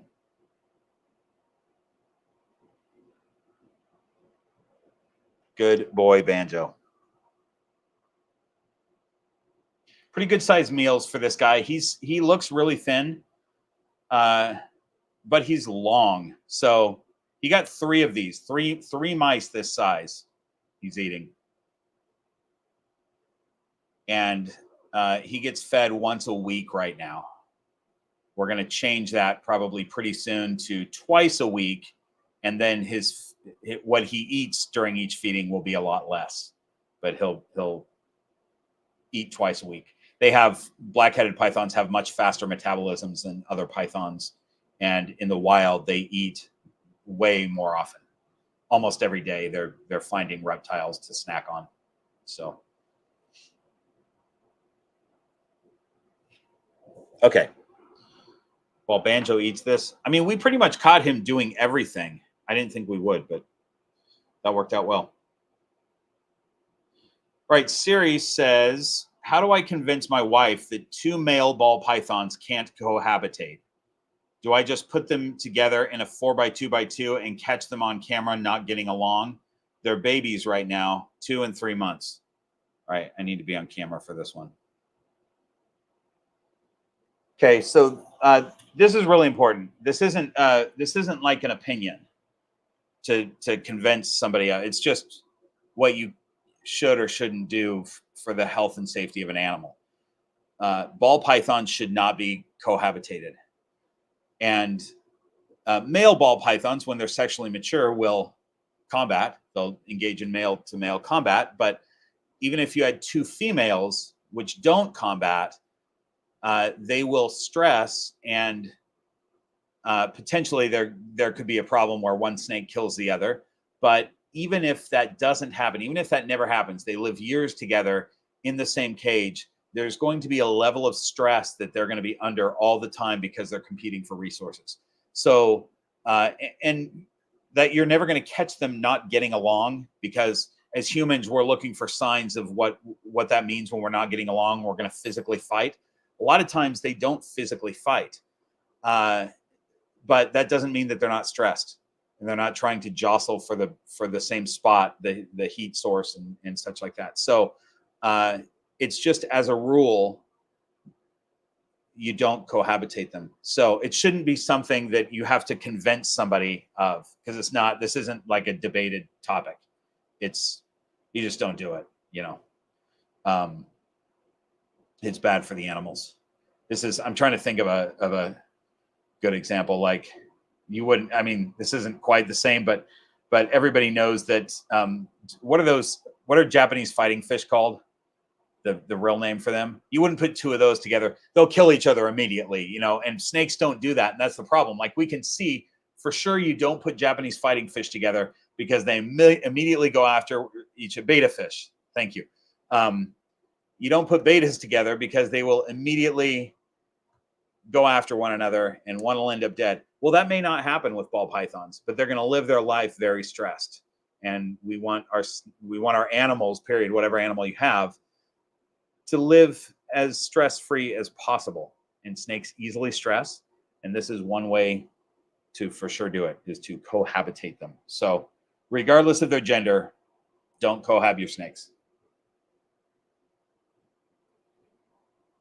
And the best way to convince her of that is to show her this segment of the live stream. Please don't cohab your snakes. It is bad for them.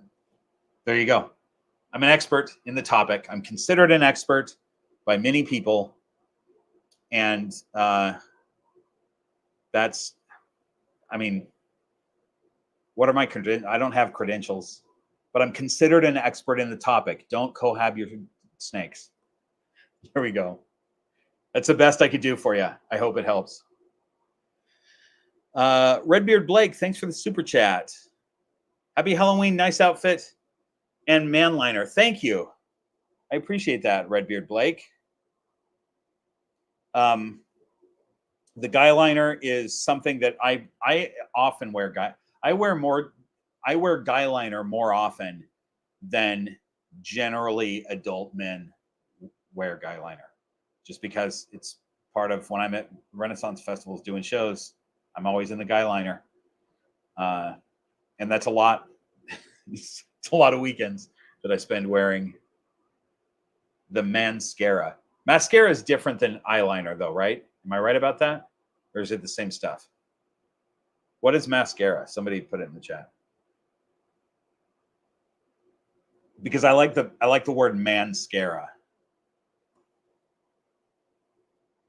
Okay. I still have questions left here. Thanks, Scabby Knack. Mascara goes on the eyelashes. Okay. That makes sense. I knew that. Now that you said that I totally get that. I knew that answer. Okay. I know about makeup, you guys. I know what lipstick is. It goes right on the mouth. Okay.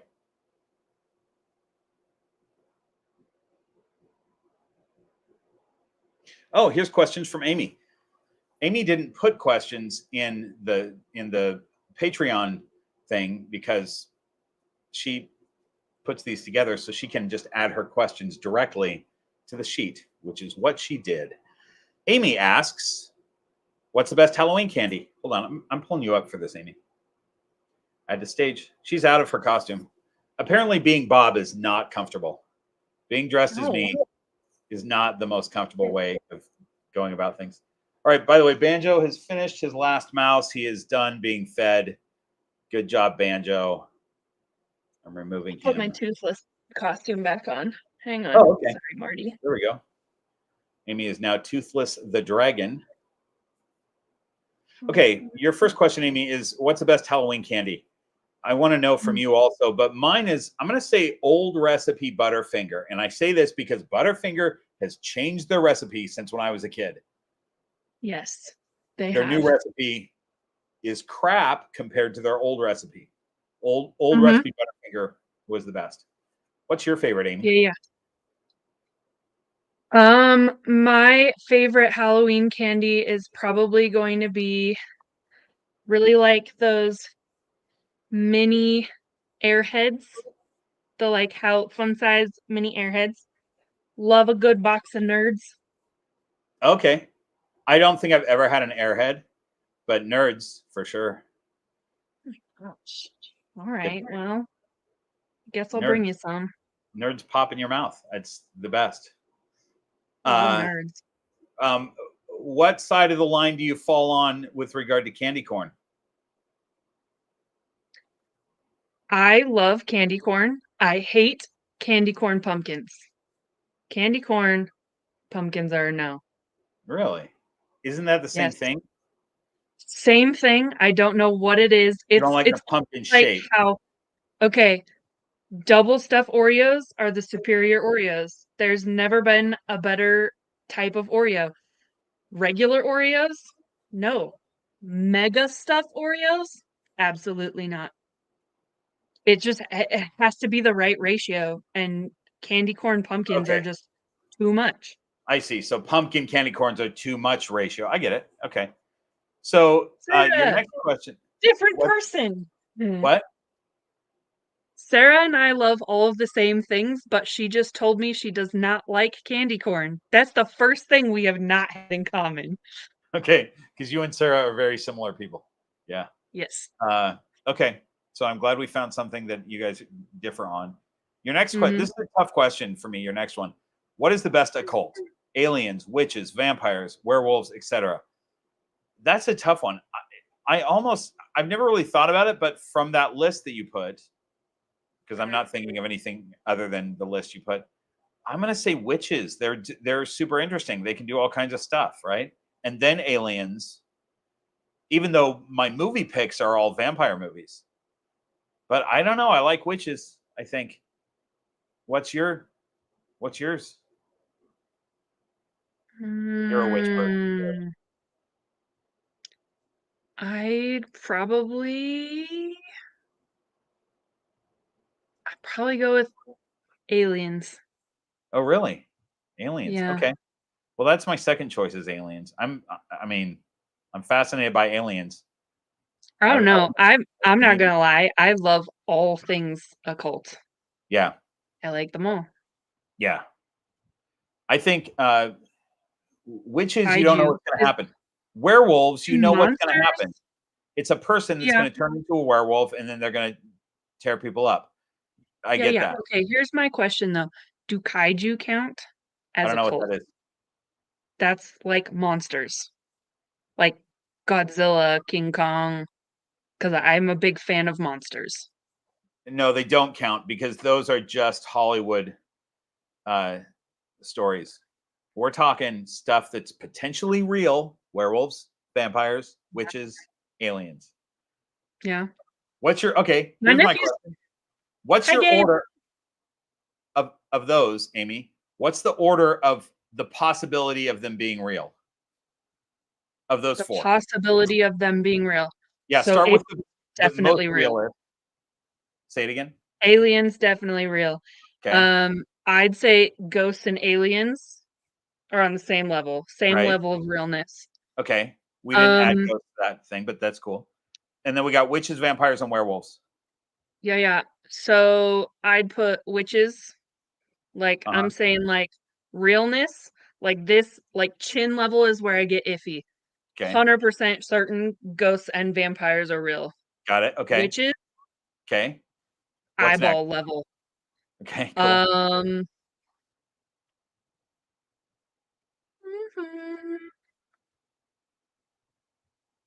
I would say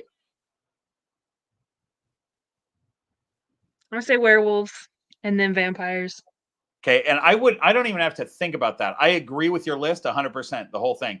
But I don't even have to think about that because the reason werewolves come next to me is because maybe skinwalkers are a real thing. Yeah, know, okay, that's right? exactly what I was thinking as well. Skinwalkers for sure. Maybe that's a real thing. It's possible. Vampires, made up story, probably. Hopefully, right? Probably. I All right. mean, yeah. Thanks, Amy. I'm going to get to the next. Wait, is that? Oh, hold on. We're not done with you. Here's your third question. If you acted in a slasher film, would your character be the first to die, somewhere in the middle range of deaths, or be the sole survivor? Okay, so you're assuming that I would be one of the group of teenagers that's going to the cabin. I'm saying that I Yeah. would not be that guy. So if I'm cast in a horror film, I'm one of these two guys. I'm either the killer / the monster, right? Yeah. Or Okay. I'm the guy that the teenagers meet at the gas station that gives them the really bad advice. And I end up dying at some point in the movie. I have to get my comeuppance for giving those teenagers the bad advice, right? So I end up dead at some point, but we don't know what the order is. But I'm one of those two guys. I have a question for you. When you say you're the guy at the gas station, do you have like a specific slasher film in mind when you say you're the guy at the gas station who gives bad advice? Did you just go full cabin in the woods just now? Yes, I did. By the way, I didn't even list that on my. That is my favorite horror movie, and I forgot. I didn't even list that when the question was asked. What are my favorite horror movies? Cabin in the Woods is my number one favorite horror movie, and I completely forgot about it. Absolutely. This is thumbs up, guys. Claws up. Not as scary as many of those others, but it's Joss Whedon and it's brilliant. If you haven't seen Cabin in the Woods, it's absolutely fantastic as a movie. But yes, I did. But that is a trope that happened. That's in so many horror movies, especially from the like 80s and 90s, is the guy at the gas station that the kids meet on the way to the cabin. Very, very common. And I would be that guy. These are great questions, Amy. Well done. I've got three. Thank you. I've got three more to go. Okay. Also, if I was in a slasher film, for sure, first to die, 100%. You're the first. Okay. Yeah, absolutely. Yeah. Okay. I'd put you in the middle somewhere, but yeah, okay. You just don't want to be in the movie that long. Mm-mm. All right, I get it. If I ever produce a movie, I'm casting you and I'll kill you off first. Cool. Okay, great. Okay. Bye, Amy. Sounds great. Bye, guys. Okay, so we got 3 more on the clipboard here, you guys. Here we go. Oh, should we get a snake out? Let's get a snake out before. Who can we get? Not Handsome Dan. He's out right now, but you can see his head right there. That's Handsome Dan's head. But he's looking for food. So it's got to be like, oh, you know what? Let's do this. Hold on. I can't get him. Dang it. I was going to bring out Han. That's the name of Molly Malone's baby that you guys named, because when I did a video about that little one egg clutch baby that hatched, overwhelmingly people suggested that I name that snake Han Solo or Han or Solo, and I went with Han. But I can't get to him based on where the camera is, and he's also super shy. You're going to see a video about that soon. So here's his mama, though. Here's Molly Malone. This pretty girl, sweet lady. Okay.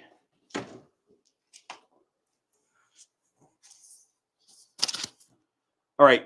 Jake says, any helpful tips on switching from live feeders to frozen thawed in the wintertime? He just does not associate frozen thawed with food.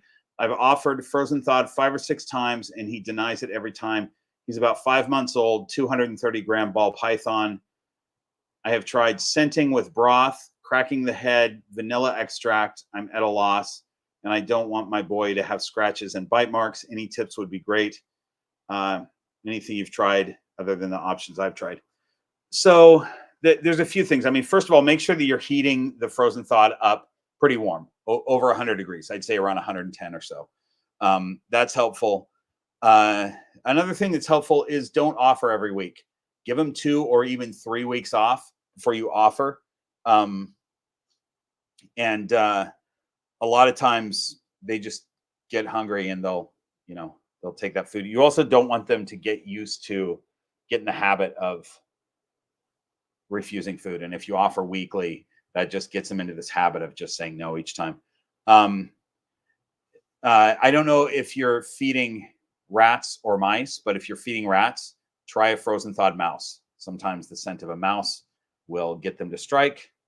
And then another thing that's weird but works sometimes is put them in a paper bag overnight with the frozen thawed mouse, and some snakes will eat that. Put the bag back in their cage, and sometimes they'll eat it, which is weird.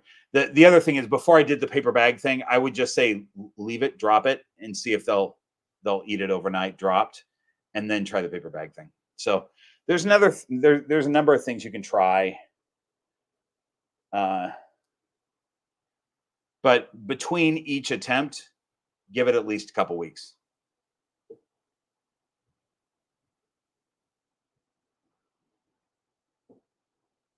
So maybe you attempt something and they don't eat it.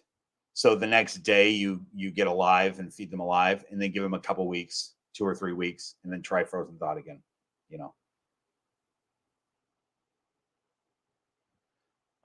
Okay. Casey says, I just got my first snake, a super dwarf from Reach Out Reptiles, a week ago. She's very shy yearling and will only hide in her hides. How can I make her more confident? Okay, so I got a video coming out about that very soon that will help. But so she's a yearling. Super dwarf babies are really shy to begin with because they're tiny little babies, and usually with a bit of work they get more comfortable. So this snake is a yearling and probably just hasn't been worked with a ton. You know, Garrett has a lot of snakes, and there's those guys over there don't have a lot of time to get really hands-on with these snakes. So that snake lived in a small tub for a year. You know, a tub that the snake was comfortable in, because they're comfortable in that small, not a shoebox sized tub like this. It would be similar to this, but longer probably is what she was in at Reach Out Reptiles. I know that because I've been to the facility, so I know what those snakes are in. So knowing that, if you gave her a similar situation where it was pretty dark and she felt comfortable in there, that would help her for a little while. But I would say that with a little bit of handling, she'll start to gain some confidence. Super dwarfs are pretty smart and pretty confident snakes once they are comfortable with the fact that there's no predators around. So she's just in a new place. It's pretty scary. Did you say how long you got? Oh, a week ago. Yeah. Give her a month. Don't even worry about that. So she's only been with you for a week. I didn't even really register that. Yeah, it's pretty scary. It takes them a while to adjust. So just let her hide for a while. And then you probably will see her coming out of the hide a little bit. And then you can start working with her. And by then you will see this video that I'm coming out with about how to work with a shy snake. And you can use some of those techniques and it'll work great. But right now, just let her sit in her hide. She's just getting used to the place. You know, takes them a while. They're tiny little snakes, even at a year. All right. This is the last one for Patreon. Ginger says, how would you best recommend introducing my ball pythons to new people and friends who are not familiar with snakes, but that want to interact with them? So if your ball pythons are socialized, then there's nothing you need to do for the snake, really, because like if I hand Molly Malone to somebody else, no, she's fine, like no problem. She's crawling on my hat because she knows that humans aren't a threat, and she's fine being handed to someone else. It's usually the person. Even if I've found that even if people are like, oh yeah, I want to come over and see your snakes, a lot of times these people that are so excited to come over and handle snakes and see them, it's because they've never done it before, and they seem super brave when they're coming up with the idea of coming over. But then if I just hand them a snake, they're like, ah. So I usually answer some questions first. I ask them if they've ever held snakes before and what questions do they have, you know, and I make sure to tell them that this snake has never bitten anyone in their entire life. I've raised them since they were a baby, not a biter, not scared of people. You know, if I give people that little prep, they're much less apprehensive when I just hand a snake to them. A lot of times I don't think about it, and I'll have somebody here and I'll just have a snake in my hand. I'll go, here, will you hold this for a second? And they're gonna back off, like, you're just gonna hand that thing to me? Because I don't think twice about it, but they do. So just give them a little prep, you know. Okay, that's it for the Patreon, you guys. The Patreon questions. So now we can, where are we at in this live stream? We're 2 hours in on the live stream. We're probably not going to go too much longer. But feel free to throw in questions in the chat. I might see them. I might be more likely to see them now that I'm not focused on the Patreon one, or super chat it, whatever you want. And then you can also put request snakes that you want to see. Amy M says, hi, great costume. Thanks, Amy. Appreciate that.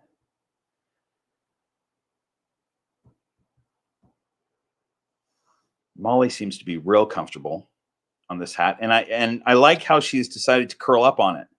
She's not pushing she's not deforming it like everybody else did.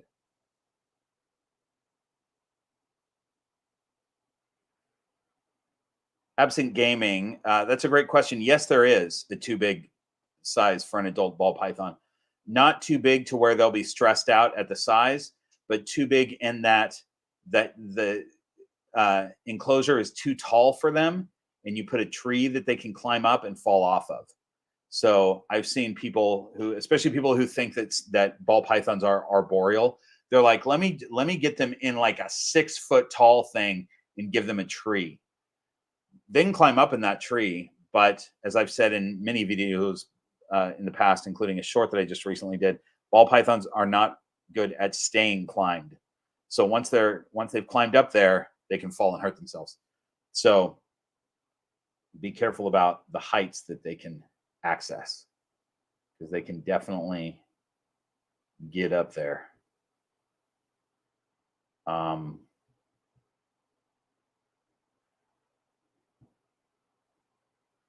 Elle wants to see the inspector. The inspector might be tough to get to. I pulled the inspector out in the last live stream. I think he's in his... The inspector, having those underground hides, it's tough to get to him because I got to pull the hides out and everything. But we'll look and see where he's at. If he's in the easy hide, then I'll do it.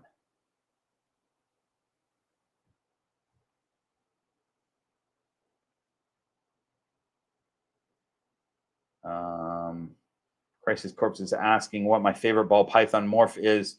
You know what? I was at Canova last week and just going through Justin's snakes, just opening tubs and looking at stuff. So many morphs that I'm not familiar with that looked incredible, and morph combos that looked incredible. But lace and white lace is the super form of lace, and it's nuts. It's a really cool morph. I don't know if that's my favorite, but I love that morph. And Desert Ghost also. I've always loved Desert Ghost. I don't have any snakes that have Desert Ghost in them. I don't even have any hets, but I got to see a bunch of adult Desert Ghost, and those snakes look amazing as adults. So Desert Ghost is great, but I love clown and pied combos. Clown and pied combos are kind of my thing.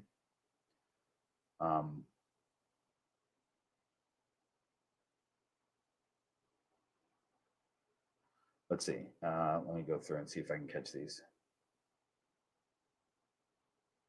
Crispy's asking how I balance snakes on my head. It's nothing I do. I catch a snake if it feels like they're falling off, but they're pretty good at balancing themselves, you know, and hanging on. Some better than others. My retics are great at it. The ball pythons will fall off at times, but like right now, Molly's hanging on to my head pretty good. So she's in no danger of falling off right now.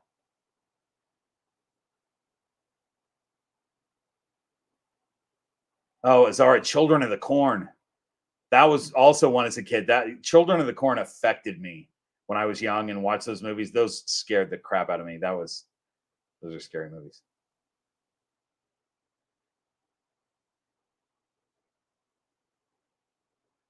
Block is asking, moving one of my snakes to a bigger tank, could I use his old bioactive tank for a new snake? Yeah, I would. You know, I would redo it though. You know, give him new stuff. You can use the same plants, but change the soil out. You know, clean it out completely. And one of the reasons is I don't know how it affects the snake to go into an enclosure that smells like another snake. So I always just err on the side of it would stress them out.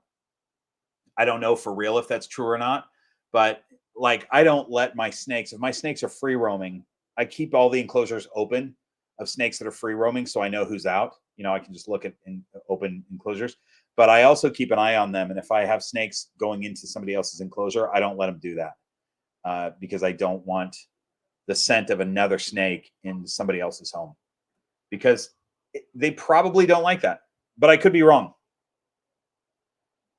Okay.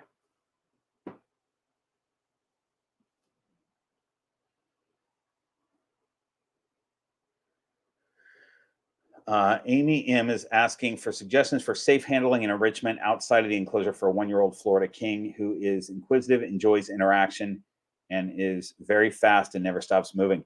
Yeah, so I would say keep your hands on him, or get a playpen that's that's totally enclosed that you can zip the top. I have one and I've got videos on it, but you can get those off Amazon. They're puppy playpens basically for little dogs. And then you can put all kinds of enrichment stuff in that playpen and let them cruise around and check stuff out. Yeah, colubrids, I would not free roam most colubrids for sure. The little fast ones, no way. But there's all kinds of other stuff that you can do that's good for enrichment. Let's see.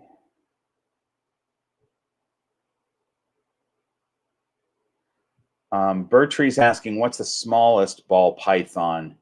You know, the morphs don't have anything to do with their size. So I don't know if that's what you're asking. A baby ball python would be the smallest, but they're all pretty much the same.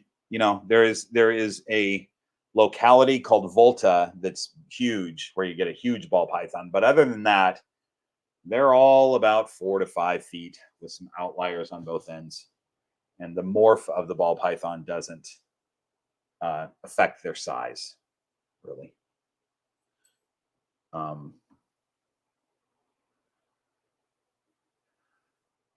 Taylor is asking about Bee. Bee went to her new home about a week or two ago. Hold on one second. I'm getting distracted by Molly.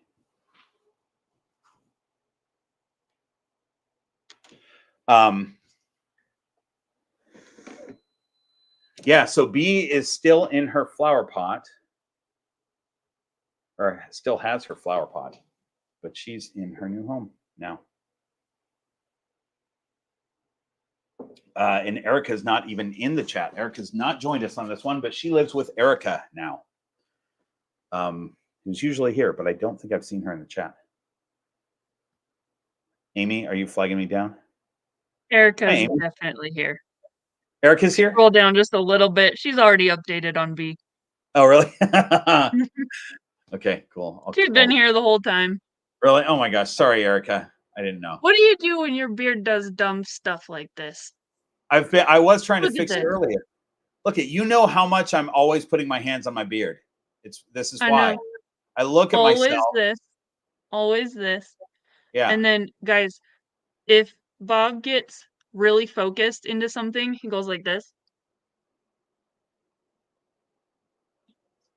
And then he smells his beard oil, and then he does this again, over and over again. So here's the thing. It sounds gross, but my beard always smells really good. Am I right about this, Amy?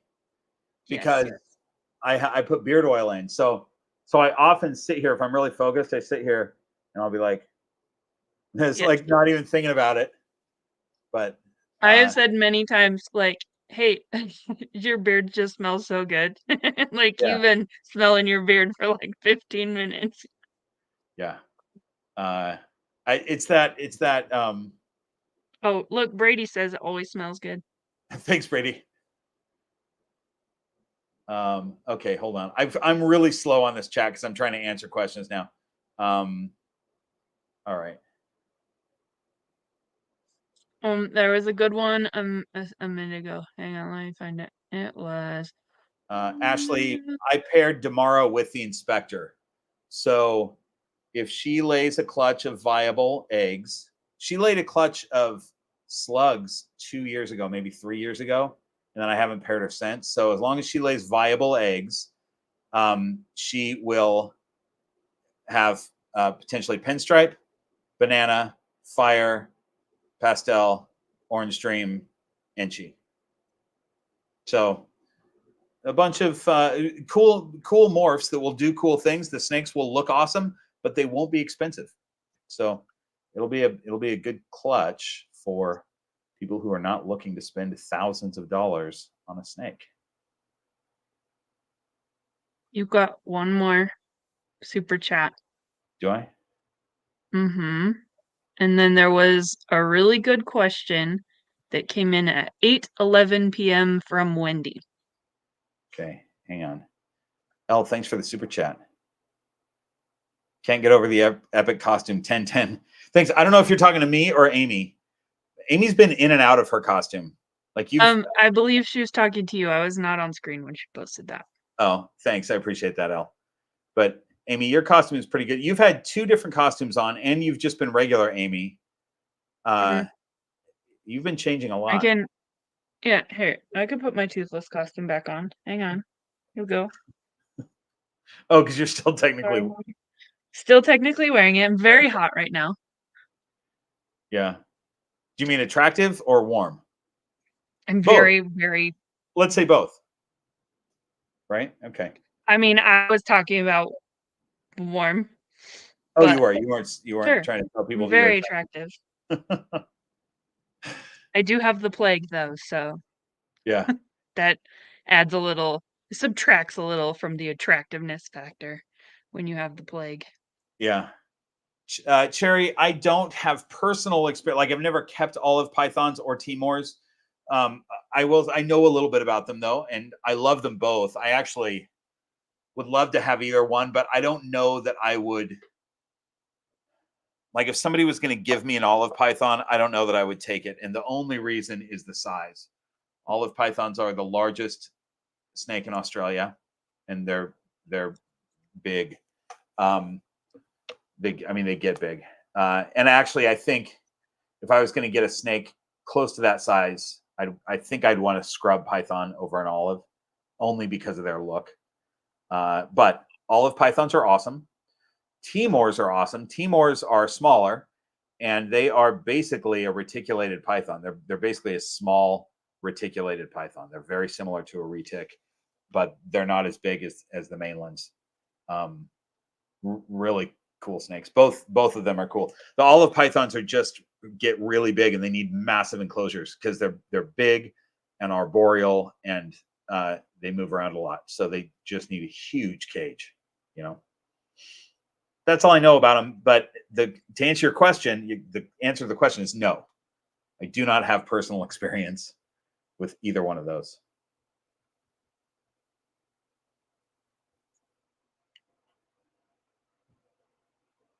Hang on.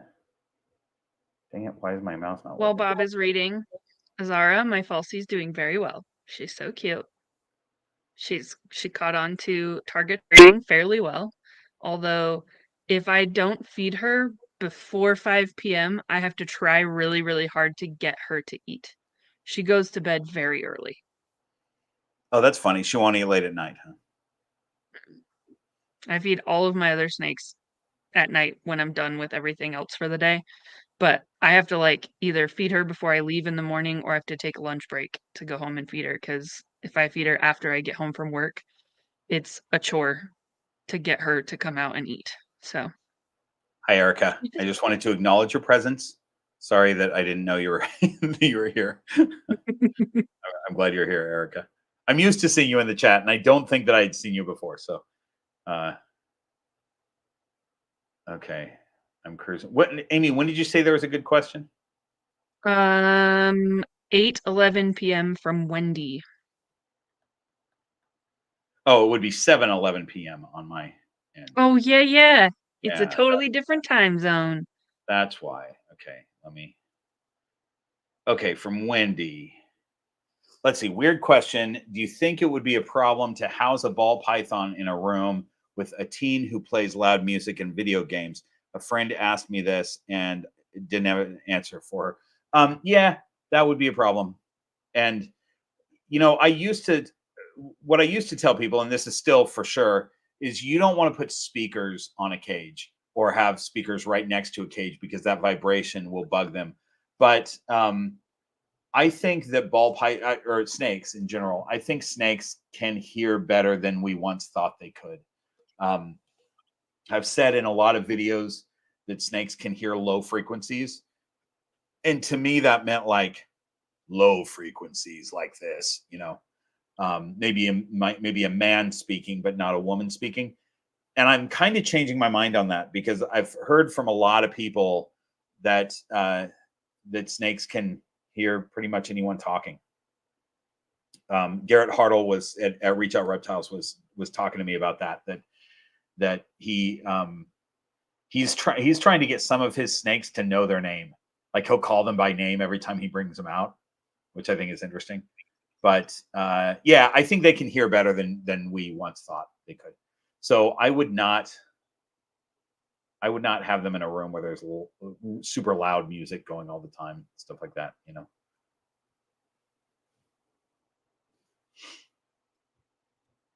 Okay. Amy, do you want to say anything else before I pull you out? Thanks for the update on your little falsie. You're welcome. No. Okay. You want me to talk more? I can talk more, but nope. No, I didn't mean to say it that fast. I feel like I said that really fast. That's not what I meant. You put me on. I was sitting here trying to be so quiet so that I wasn't interrupting what you were saying.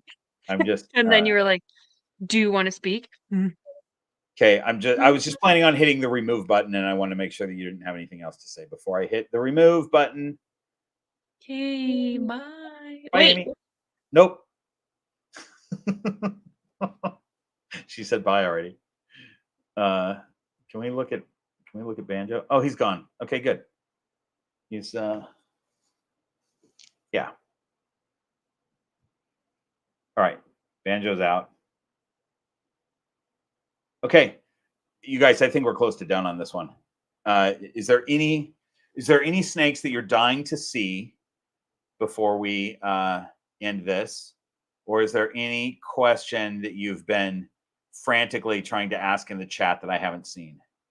Crisis Corpse is asking how Echo and Stella are. They're great. They both ate the other day, last night or the night before? Night before last.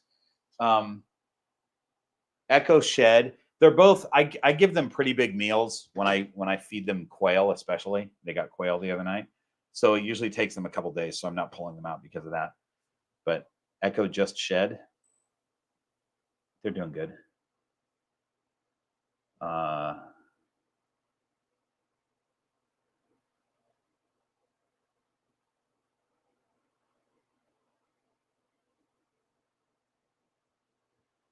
Hang on. My mouse isn't working. So, Amy, it's an interesting question. Would it be possible to train snakes to come on command? Like, would you need a buzzer, or would their names be enough? I mean, that's the thing. They would need a reason to come on command. So you can teach a dog, and the dog is happy to make you happy, right? And to get scritches and whatever. Some cats will come on command, but many won't, you know. And so for a snake, I don't think they have good enough reason to come to see you, you know, like to be like, oh, that guy that feeds me is calling my name. Maybe you could use it if they actually can hear you. Maybe you can use that as a food cue, but then they're going to think they're fed every time you say their name. So I wouldn't do that. You know, it's interesting though. They just, you know, you've got to think of them as a snake instead of a mammal. There's no reason for them to come up to you ever, really, unless you have food for them.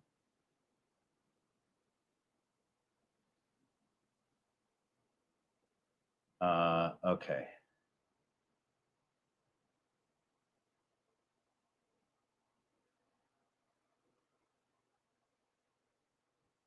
Go away, please. We're here. We're at 2 hours and 23 minutes.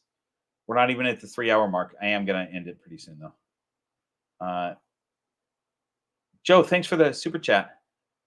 The super chat is just music. You know what? All of my instruments are still packed. I have not unpacked them from the move yet. So I don't have any instruments that are tuned and available right now.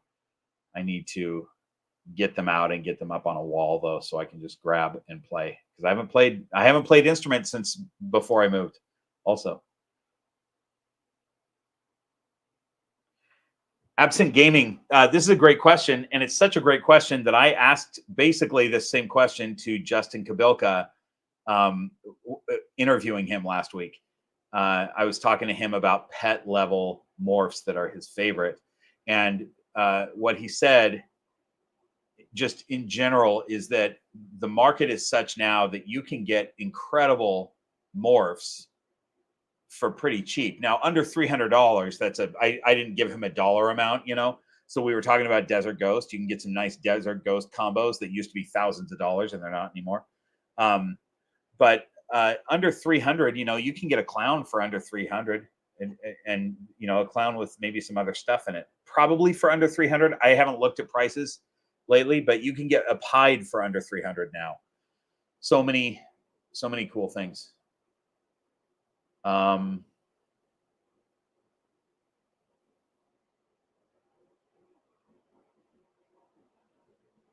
Thanks for saying all the nice stuff, you guys. I'm going through this fast, and I'm seeing some nice comments, and I appreciate them. Wendy, I see your super set chat. Hold on one second. Okay. Thanks for the super chat, Wendy. Thank you for creating this community.